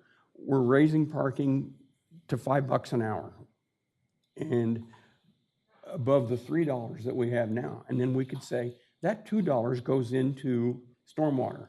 And I'm not saying, all I'm saying is, I think, and I don't know how many different revenue streams there are. These are some that came to mind. The other thing too is that will there be a reduction in the existing real estate rate because there'll be certain fees that will move over to stormwater? I don't, and it may be so insignificant because right now we have capital projects in our regular, in the capital budget, which is funded through current property taxes. So when you remove that and it's no longer, how much of that reduction will that be? Will there be a reduction because that there are operating costs that will move over? So if it's $500,000 a year, then what does that mean to the average property owner in terms of the real estate tax? So is there a slight reduction there? It probably wouldn't be much, but it might be some. So those are just some of the things that I throw out because I don't know people that well on the commission, I don't know the commissioners that well, but I think of my own fellow council members, and there was a lot of apprehension. It's like, oh my gosh. So, and as I said, no one likes to raise taxes. There are expenses that we need to meet, but we need to figure out a way to have everyone feel reasonably good about what they're doing. And I can see some of the commissioners here saying, I don't even want to discuss it because it's way too much money. Absolutely. I've already And heard it's that. way too important to just ignore it. So how do we raise real estate taxes to a certain amount, but look at other sources of revenue to fund the stormwater utility? There are lots of options. We could say, well, look, we're taking $600,000 and we're moving it out of streets and we're moving it into stormwater. You know, that loosens up money. And we could say we're. Can I, That's going on. I'm sorry. Go ahead. I interrupted you and I apologize. I was just going to say we could move money out of other funds. Our freshwater fund makes money. We make $1 million. What do we make? $1.25 million, something like that. On what? Fresh water? Oh, I shouldn't have, I probably shouldn't have even brought that up. All of our out-of-town.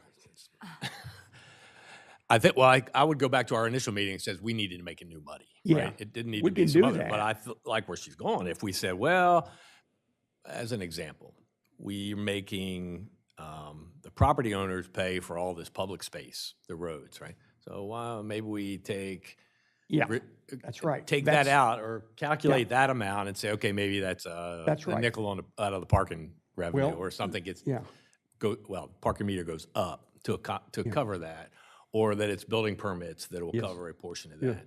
But right now, we're putting that public space roads yes, figure on the property owners. yeah. It's $762,000 that we're losing out on. Right.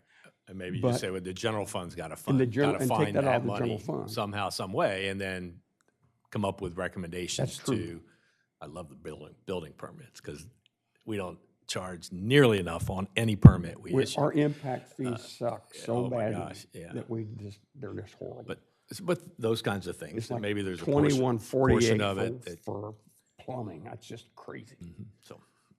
Excuse me, Doesn't Susan. that, the piece that are the city-owned properties that are included in this, effectively will go through the general fund? And then isn't that where, if you want it to be new revenues, that's where the commissioners use that opportunity to say, to Yeah. pay this bill, we've got to put it, and there's a lot of nexus to impact Yep. with the things Janet And was I thinking think that's about. precisely what will happen. Right. I think that's precisely, as So a that should be commissioner, that's part of what our I'll say. recommendation, is not to just steal it, wrong word, not to just borrow it from other necessarily, unless there's excesses, but to pay, for the city to pay its pro rata share. It's Yeah. got to find new sources that have a nexus to the harm created, and parking's easy. And people here, more people here is easy. Mm-hmm. Because more people activities, more animal activities, more flowing into the ocean activities. Or sitting and idling your car for hours on Yeah. end while you So- wait to get out of town. I hate to bring up something we've already decided, but this is kind of the best argument I've heard for not putting maintenance and operations into this funding stream. To me, if you don't have that, then it's in general revenue, and then there's all of these other streams of income that are part of the city's budget. And if it lowers the shocking number a little bit, maybe not a huge amount, but it also has like something to sell. It's saying that the environment's changed, the infrastructure's old, there are reasons we need to do these capital projects, but there's light at the end of the tunnel, that this isn't forever. So to me, if you go back to just making it for capital expenditures, put a sunset on it, saying when these projects are done, this is over, then it's a much easier sell to me than some $500 a year increase that looks like it's, going to go on forever, or the complexity of trying to find new revenue streams for this particular unit, for this stormwater utility. And then, that gets, to me, really complex if you're going to start trying to fund it from parking and other, hotel taxes or whatever other revenues. That seems like a accounting nightmare when you already have a structure in place to do that with general revenue. So it would be an argument for moving a portion of this into general revenue, just for simplicity's sake, if you're going to be looking at funding through other than this fee.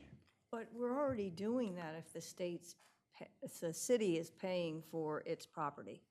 Effectively, we are, so it's already, a big chunk of it is going through the general budget, where they have to be creative to figure out new revenues to fund it. Right. So if we do that and then do what you're suggesting, there are going to be very little expenses for the stormwater utility fee itself. And the So, beauty of that fee is it captures commercial and, you know, Nonprofit? nonprofits, and it brings in new payers, not just new revenues. And 5101 tells us to set up a utility with separate funding. So we'll do that. That has to be done with our. when we- In other when we words, have a utility. the operation and maintenance has to be, It needs to come out of that fund to maintain transparency. okay. So, Well, that's the end of I'm that sorry, then, Mary, go right. ahead. I think in terms of the public education, the advantage of stormwater utility versus taxes is that this fee is for a dedicated purpose to improve water quality, and it's not like people are just being asked to pay more money to go wherever for a bigger, bigger city hall or whatever, the things that people find they don't like. But I think rather than just getting it out of the revenue and increasing taxes, you don't know whether ultimately the commissioners are going to spend it that way. And you take it out of the political arena and you say, this is for clean water, and it has to be for clean water, and it can't be, they can't change their mind and spend it on something else. That's true, and that's another reason why it specifies that in 5101. Well, and from a commercial point of view, we're not going to close our beaches down because it rained a lot, and stormwater now has pushed all this stuff in. But Frank, I would think that I think Lewis raised their parking higher than ours now. Parking or pardon? stormwater? Parking or stormwater? Parking, they're parking. And they extended their season longer than ours. But my point is, I've said this before, we pay $10 an hour to park at Wills Hospital in Philadelphia every time I go up there. As a patient, if you're not, you're paying more than that. So people who are coming to the beach and they're paying $3 an hour, is that right? So if you raised it 10%, and so you say you made $1 million on parking, and you just took 10% of that money and you stuffed it in the stormwater utility fee. I mean, I'm not a Susan, but that doesn't seem that hard to me to do. You know what you raise every year from parking. And so it seems to me, from a residential point of view, I frankly walk everywhere I go. I did drive because it's raining, but mostly I walk everywhere I go. So I don't ever park at a parking meter. I've never figured out how to use them, actually, which is maybe why I don't park at them. But we're like, hey, it's not us. Let the people who come here and contribute. I don't know. I mean, the hotels have a lot of impervious surfaces, and they're going to pay a lot of money. They sure will. So I'm not sure that raising the fees for the hotel is the right thing to do. We might take some of that money. What do we get? $1 million and maybe $2 million a year from our hotels? And the rental, and the house rentals too. We get about what, 6 something from our parking? Maybe, I can't remember, was it 7 we ended up with this year? $7 million?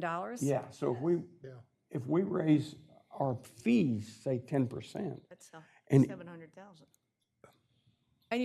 And that 700,000 goes right into the stormwater utility. It isn't going to Now, take, I mean, it's here's not a the problem. mathematical I have genius. been screaming earmarking for 5-6 years since I first went on the commission.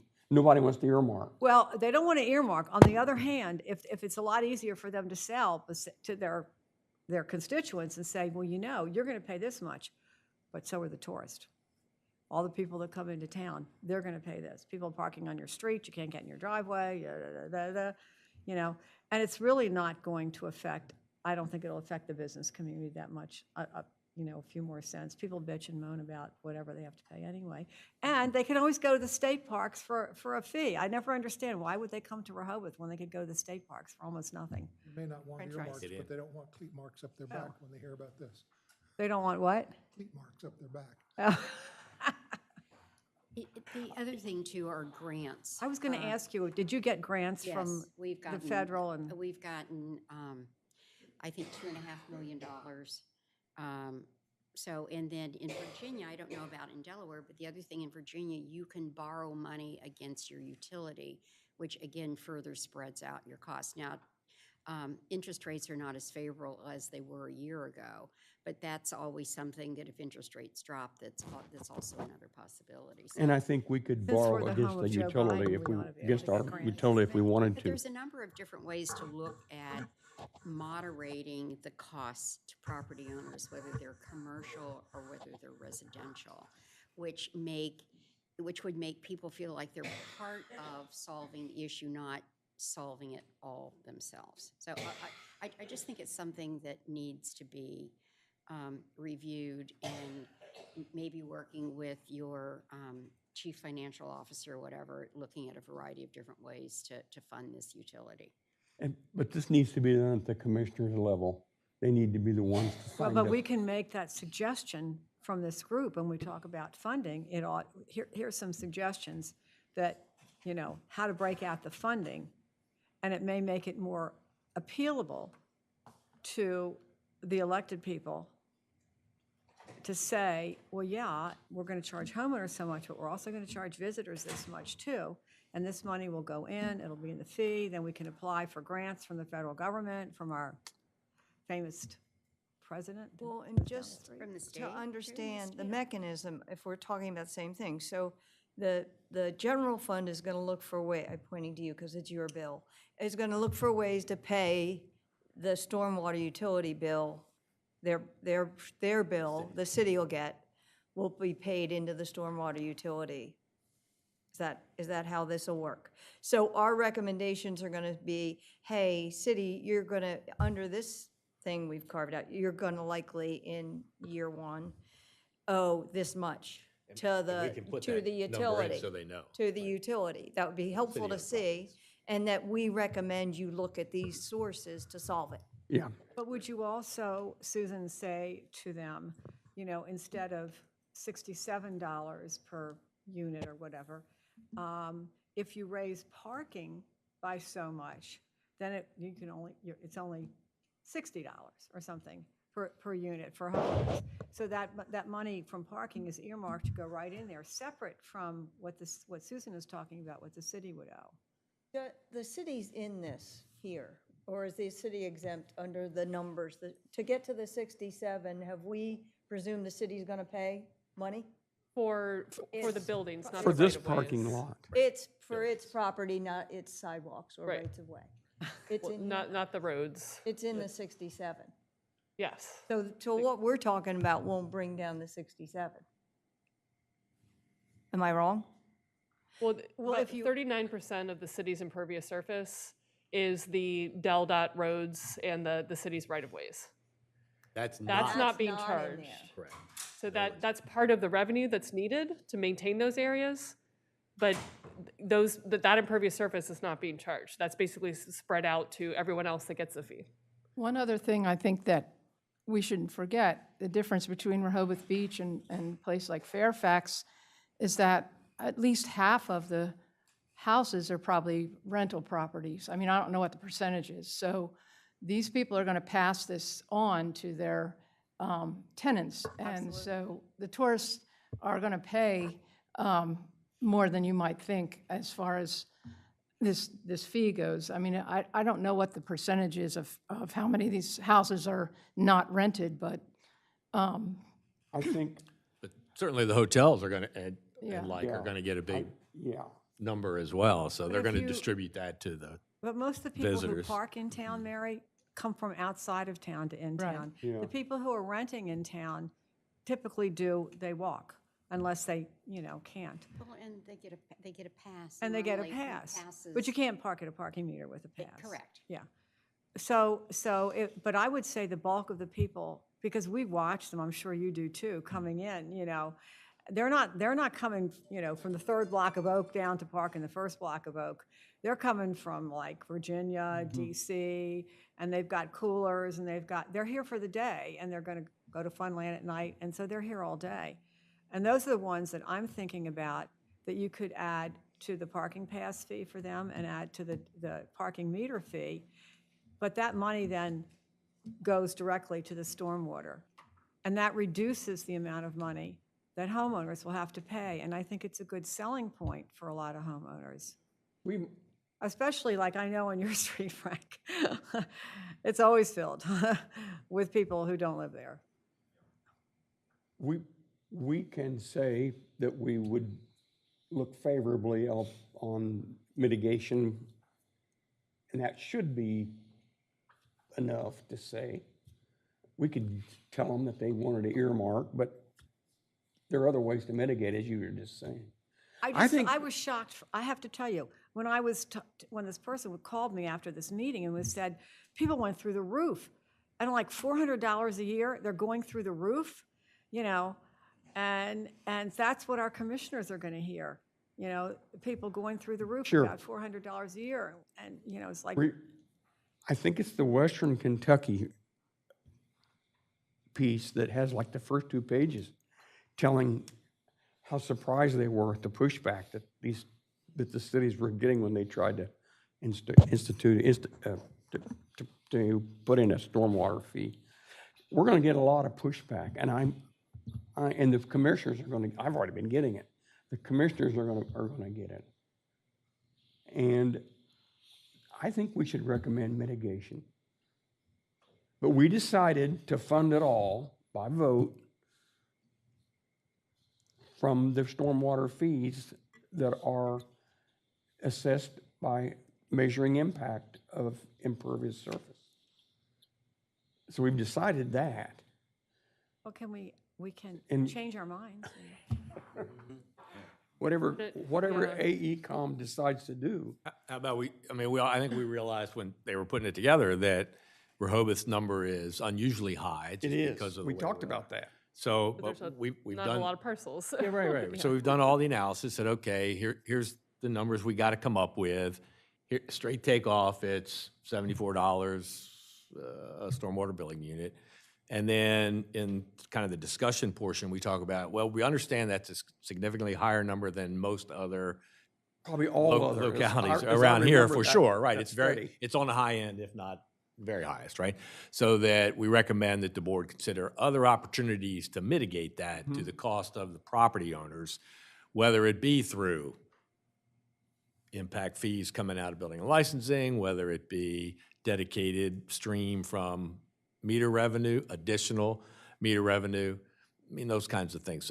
To have us have the board tell us, yeah, we really want to go forward, but we want to mitigate it. And we want the final cost to be really around the $200. Okay, well, there could be an option of delaying the projects. Do a little piece, spread it over 10 years instead of over 5.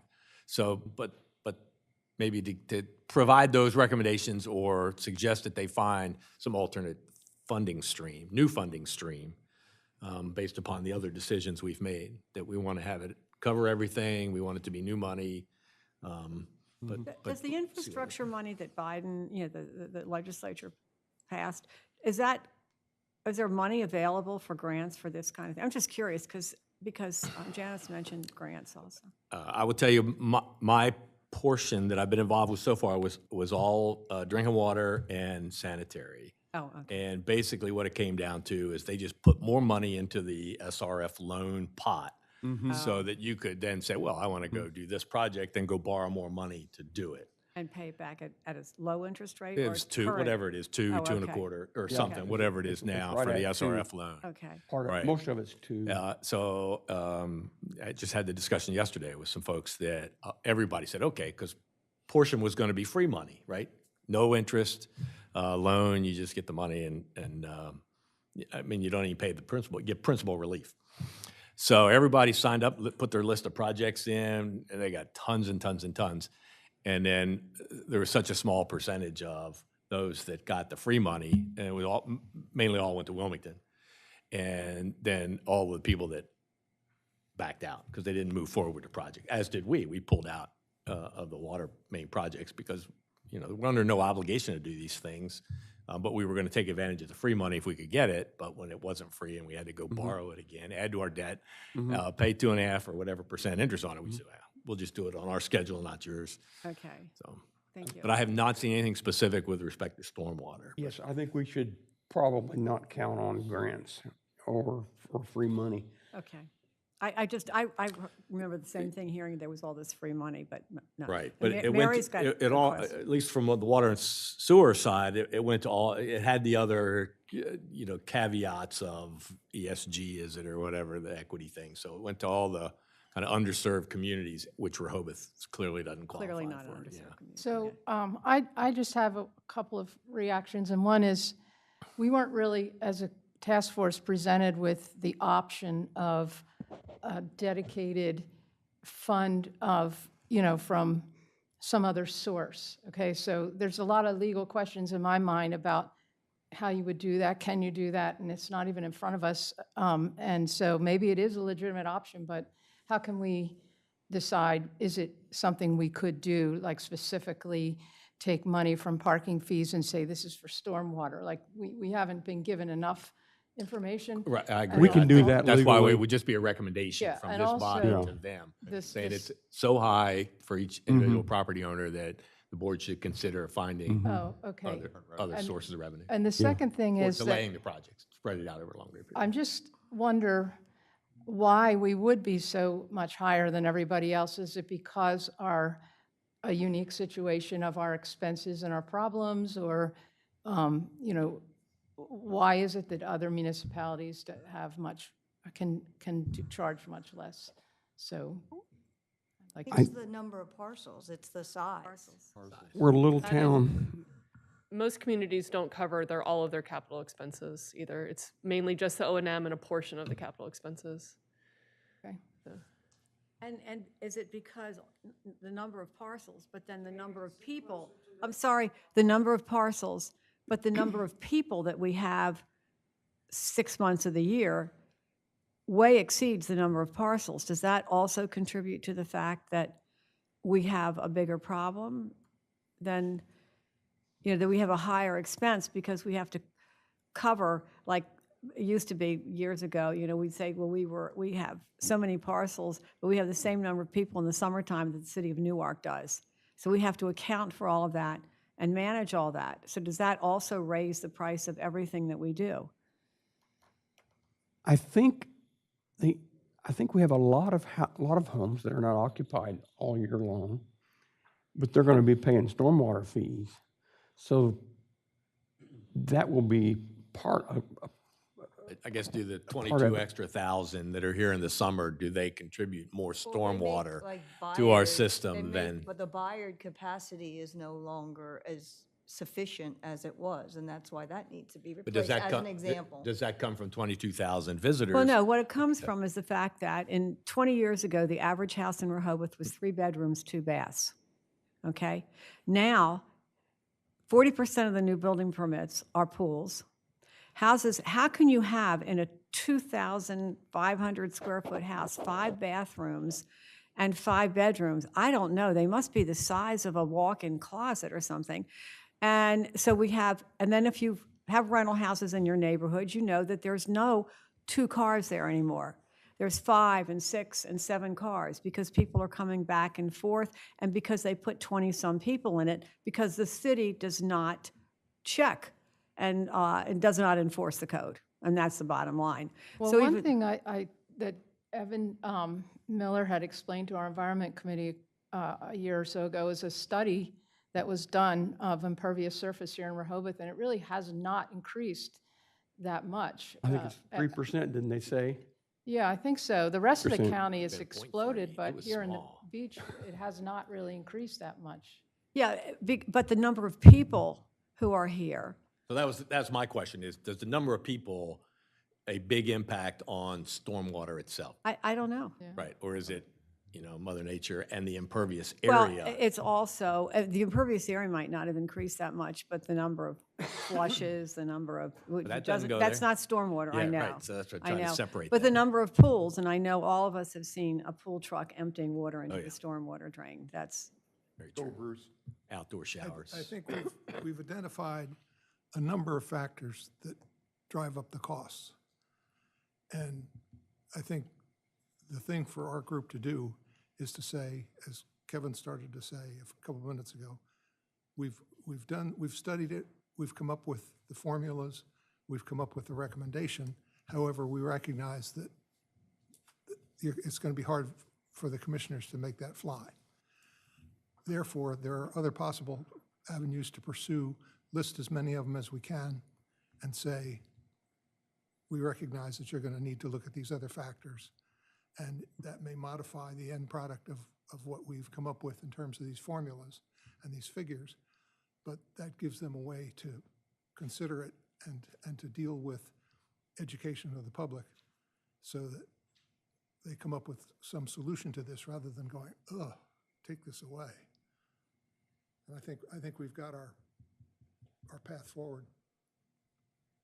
I agree. Can I offer a motion on this? Yeah. So we can put this aside and get on with it?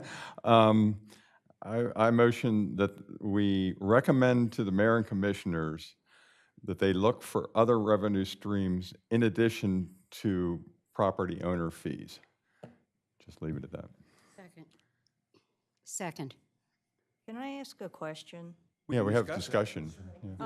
So as we've discussed here, because the city's allocable portion of the fee is already in what created that $74 thing, the fees you're talking about aren't going to go through the general budget. They're new Right. money that we would say alongside this impervious unit-based thing. We also are recommending increased parking fees, increased building permit, increase that are directly part of the utilities billing structure. Because that's the only thing that brings the 74 down. Throwing it through the general budget doesn't help what's already a fee outside of the general budget. Does that make sense? Or somehow, does that make sense? I don't know Yeah, that the it makes language sense to I me. used precludes that. Well, could we just maybe amend, Frank? Yeah, to yeah, say- yeah, I'm To looking, say I'm that, just trying to- the city commission look at other revenue funds that would go into the stormwater utility Okay. fee to reduce the impact upon homeowners. And that way, Property I'm owners. sorry, property owners. Yeah, I said other revenue streams in addition to property owner fees. So You how getting would it, we Amy? change this? Okay. That's a good one. That's what I That's a said in the good one. first place. Is it? Yeah. Okay. So you seconded it? Agreeable to the Janice second. second, and you're agreeable to the amendment, okay.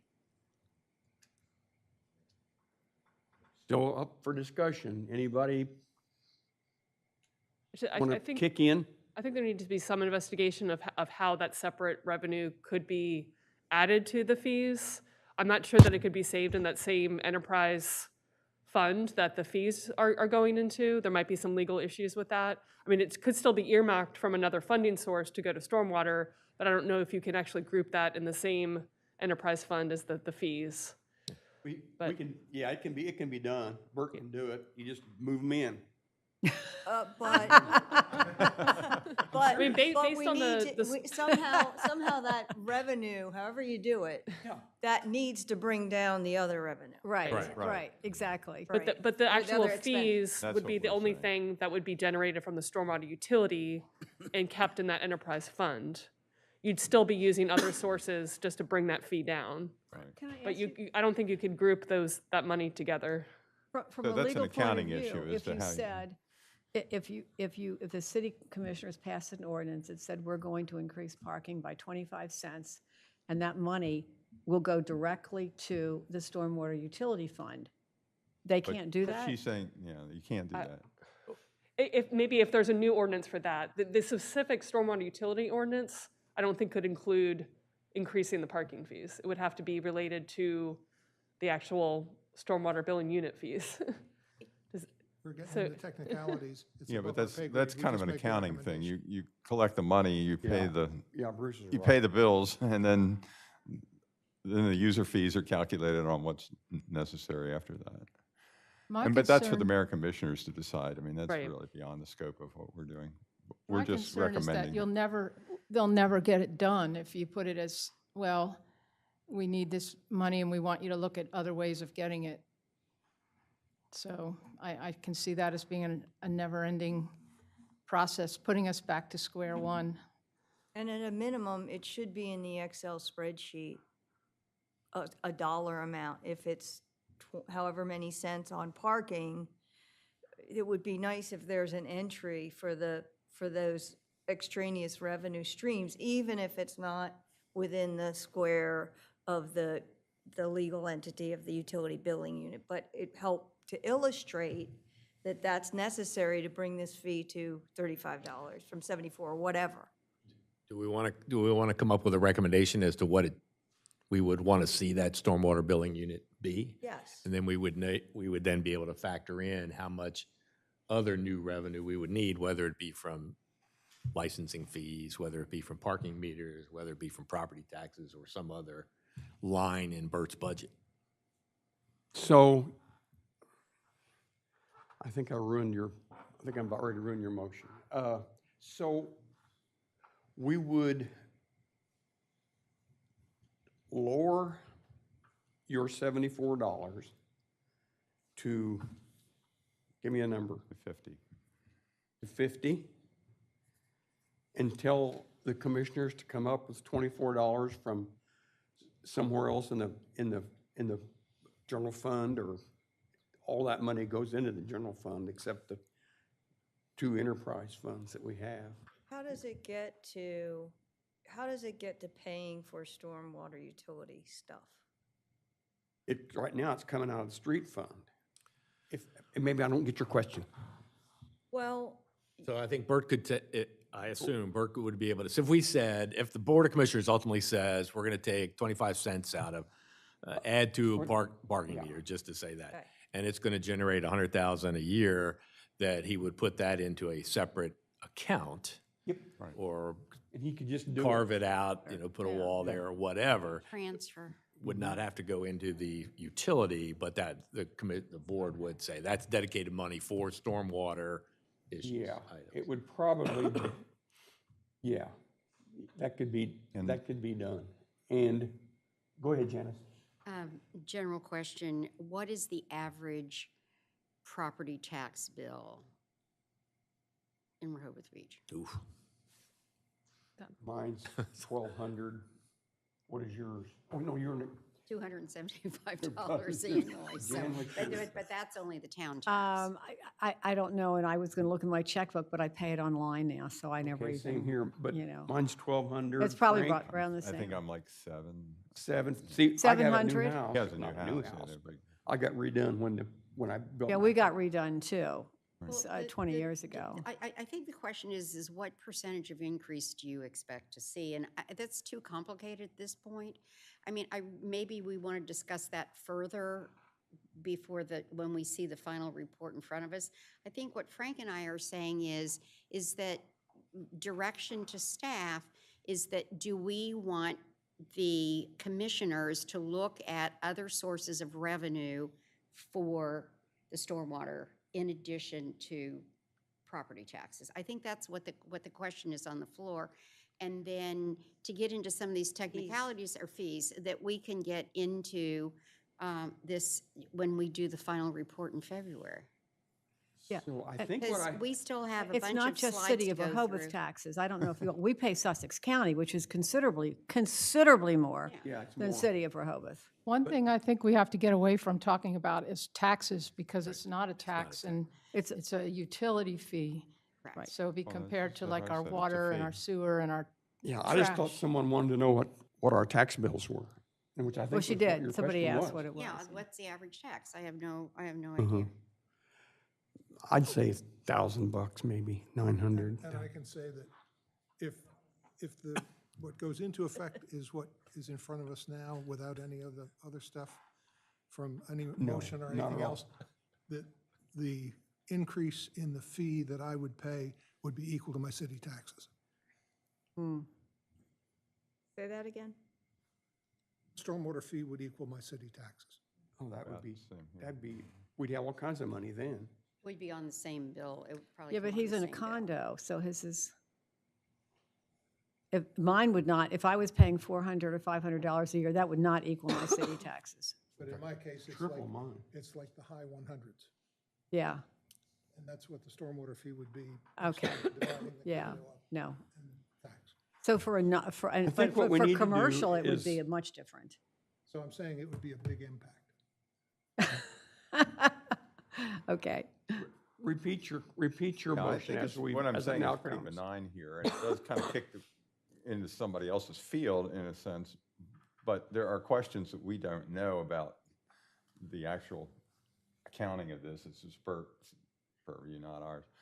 So I'm saying recommend to the mayor and commissioners that they look at other revenue streams in addition to the property owner fees. And And I'll second that. Okay. simple recommendation without getting into the weeds on it. And not lower the 74. Just leave the 74, let Christine go ahead and bring 74. The goal is to lower the 74. The goal is to lower it. But start out. All the saying here's calculations what- will be at the full rate. But then the discussion, recommendations are that we understand that's higher than most, and in order to get it Well, down to we a might more offer, when we get into in-line the, rate, look for additional sources Right. of revenue.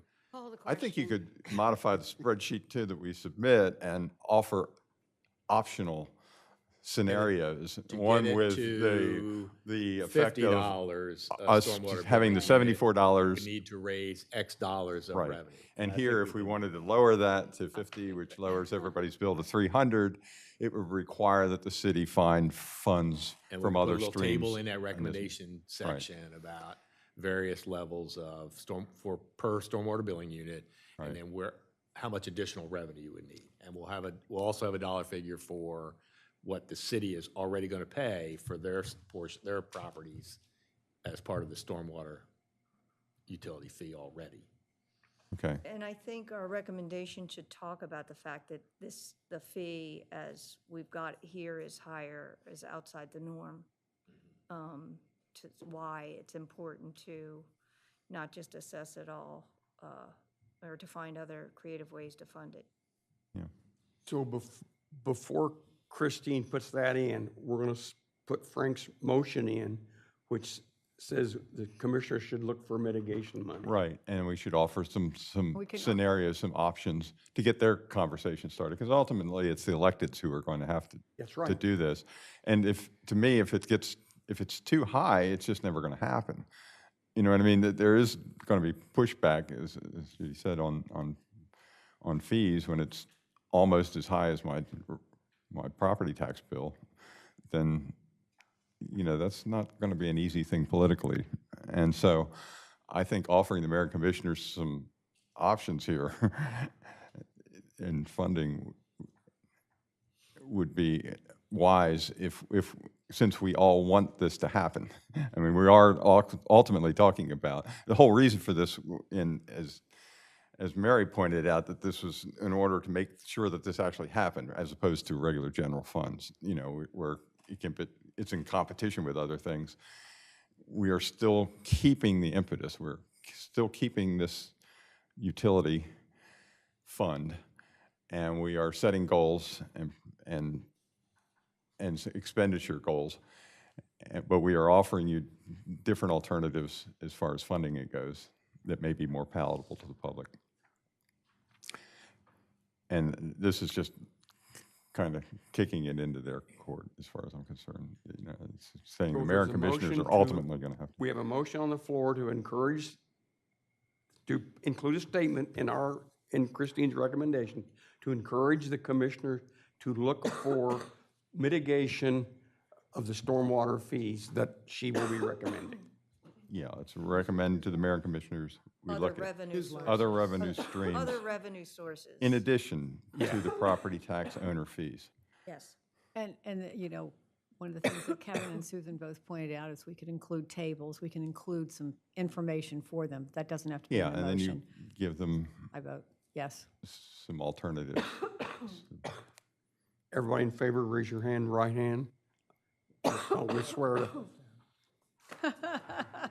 Okay, is unanimous, and we voted to include that statement Good. in our recommendations to AECom. Okay, we did that. I have a question if we're done that. When we say the developers of the stormwater management plan, what body what people, whose mandate is that? Probably the mayor and commissioners will do that. Okay. It's being talked about, and I can tell you that I am 99.99% sure that we'll have one by 1 July of FY '25, I hope. And I don't think we can start collecting money until we have a stormwater management plan. I think the committee agrees with you, Yes. because we've talked about So that we have at our last utility. meeting. Yeah. Okay. We don't have a whole lot of time left, but I did share some of these examples back in November, just of some of the non-residential property costs, what they would be, pretty high for a large commercial property and large schools, but not as much for some of the smaller commercial properties. Some of the rates here also for some condo building type of multifamily residential properties, a large one with 1.93 acres of impervious surface, with the annual rate would be about $11,250. With 48 units, that comes out to $234.50 per year. A smaller building with only 0.1 acre, each of the 5 units would be charged $120.60 per year. These recommendations were based off of what's been voted on by the task force in the past. Obviously, I'll work in, the recommendation for looking at other alternative sources as well. But we are looking at exemptions for federal properties, state and city rights of way, DELDOT roads, including the tax exempt properties as well. Setting that minimum impervious surface for property to receive a fee, using a 5% escalation, implementing credits and incentives. That's something that can be developed more as part of the implementation phase. Making an assumption for a credit reduction, establishing a process for the property owners to appeal the stormwater billing, using that billing rate structure, and using 500 square feet for that stormwater billing unit, and use the fee currently to recommend for it to cover 100% of expenses, but also recommend to look for mitigation as well. So the timelines and next steps, as we discussed before, is that we'll be working on developing a report that we'll send out to the task force by the end of January. We'll meet again. I think we're targeting the second Tuesday in February, is that right? Rather than the first, to have some time for you all to review the report by the end of January to reconvene, and then hopefully present recommendations at the March 6th workshop with the mayor and board of commissioners. And then have about a year for implementation and target to implement the stormwater utility before the start of fiscal year FY '25. I just wanted to share a little bit more details about what that next implementation phase would be if the the board of commissioners and the mayor do approve of the stormwater utility. Some components of that would be affirming the impervious cover and the rate coverage, as I mentioned before. Like, it would have to be cleaned up a little bit to account for including all the swimming pools that aren't included now. And then establishing the billing process, which we've talked about adding on to utility bills. Investigating the legal framework, which Delaware does enable legislation, that will allow for stormwater utility. And then the last step would be adopting the stormwater utility ordinance. Those would all be part of an implementation phase. Any questions on that?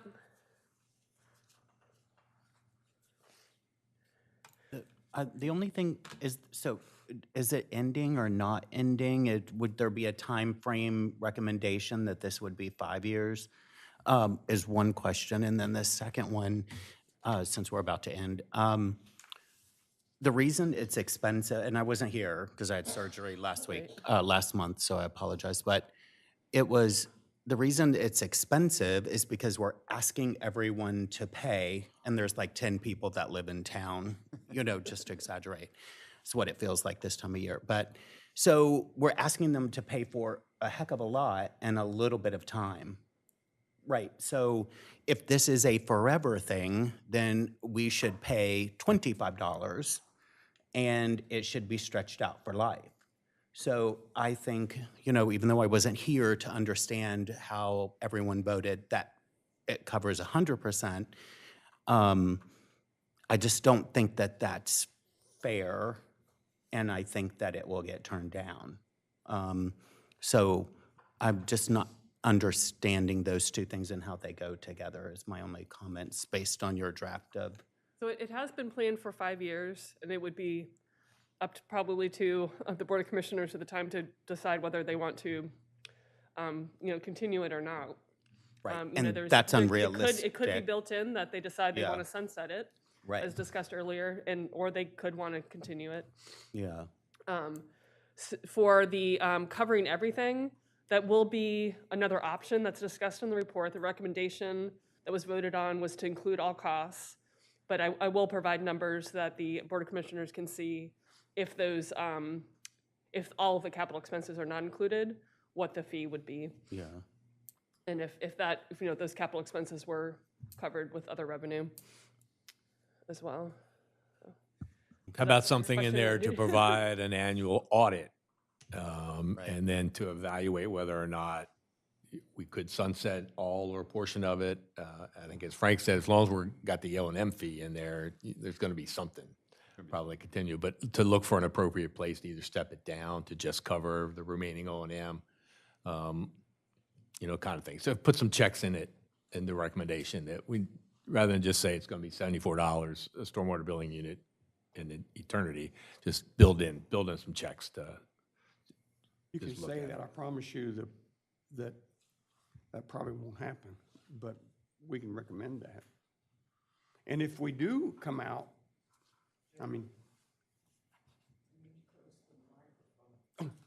if we do come out ahead, I'm sure you're gonna have 17 commissioners all wanting to put their pet projects in and cut that fee, but, As long as there's stormwater projects, right, on that list, or whatever list exists at the time. yeah.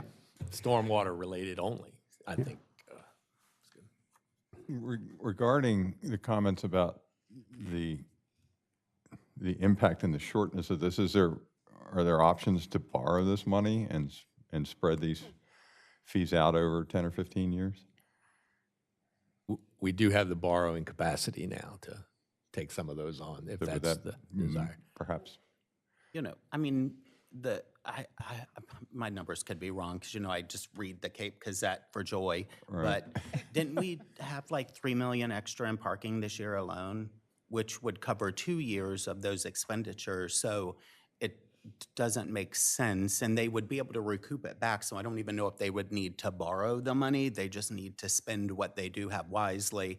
And part of that, even though I guess last month you included the city in the $74, but I think strategic planning, I wasn't here, but I personally think it's a mistake to include everything, because there is zero motivation for that person to go out and get that grant, right? Because I'm sure everyone in the city has 500 things to do. So I don't know if I would have voted that way. I wasn't here, and I didn't get a chance to watch it, but it sounds crazy just hearing the numbers, and the fee will never go away. I would be shocked if everyone's going to raise their hand and say, we don't need that $1.5 million any longer from the 10 people that live here. That's never going to happen. I mean, I'm sure you have a list a mile long that's not even on that.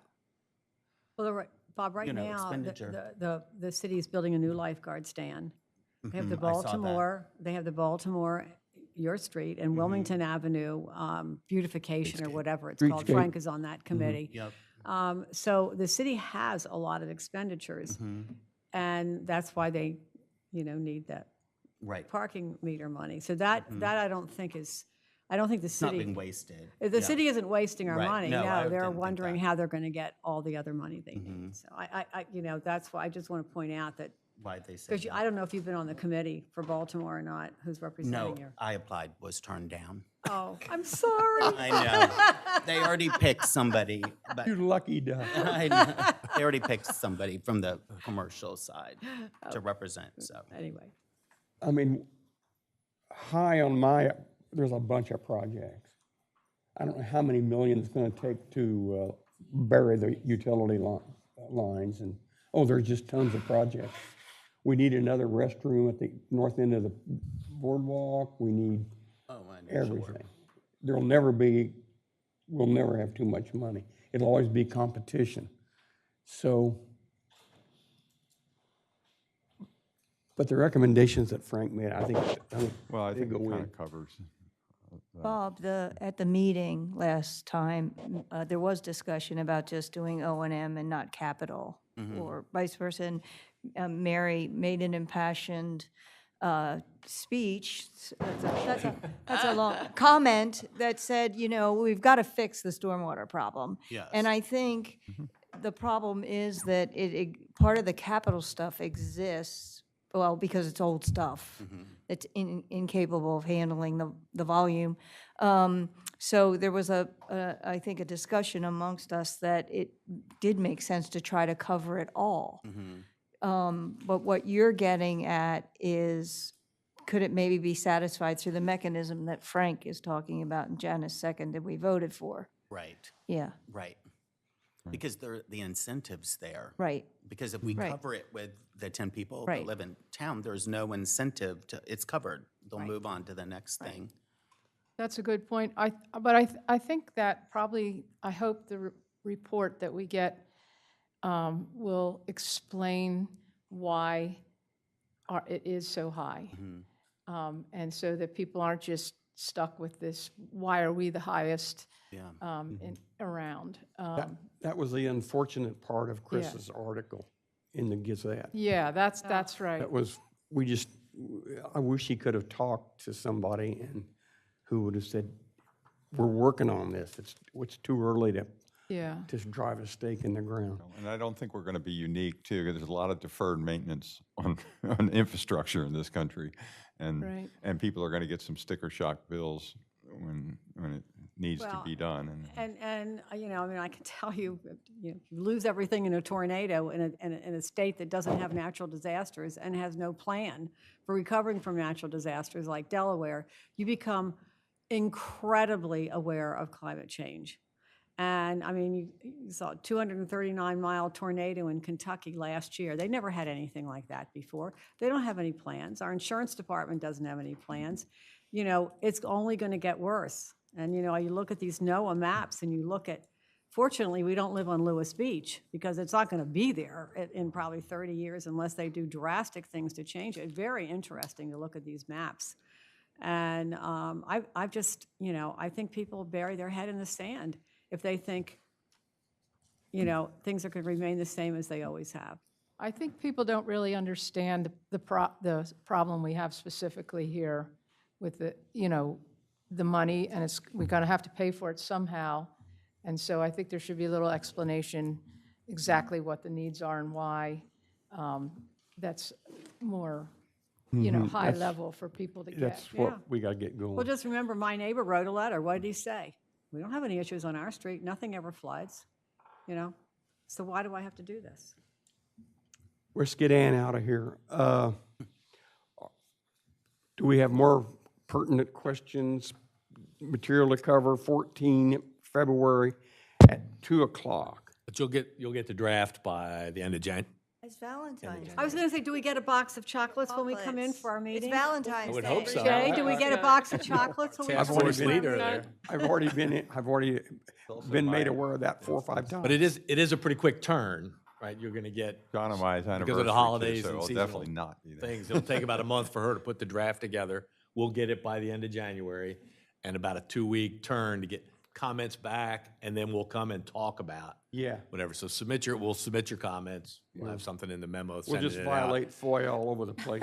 Well, I think you can submit them as long as we publish them, right? Yeah. Are we getting in the Excel table a tab that says, you know, hypothetically, if the city would impose X dollars on parking. Are we getting that? Is that part of? It'll be in the table of recommendations, whether we add it as a workbook or something special. We can work on. We'll probably have to have, alternatives. we'll have to at least I need some more manually do information it. from you for like what the current Yeah. parking fees are, like how that would need to be adjusted, things like that. If you want to do that, I can furnish, we can make sure that Bert gives you any figures you need. Okay.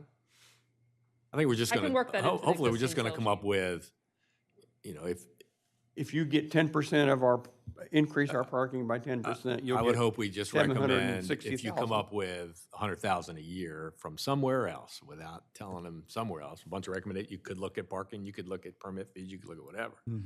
That would reduce it by this amount. Yeah, 100,000, which isn't even 10%. it's nothing, that's a drop in the bucket. And we'll run various Okay, numbers. okay. Rather than say, if you raise parking meter fees by $1 an hour, it would generate this and it would generate that, and this would result in Yeah. this. Yeah, that Rather, I'll would. just do a big lump sum. If you can find 100,000 somewhere else, 500,000 somewhere else, it would result in, instead of $74 a stormwater billing unit, it's 50 or it's 40 or whatever those would be.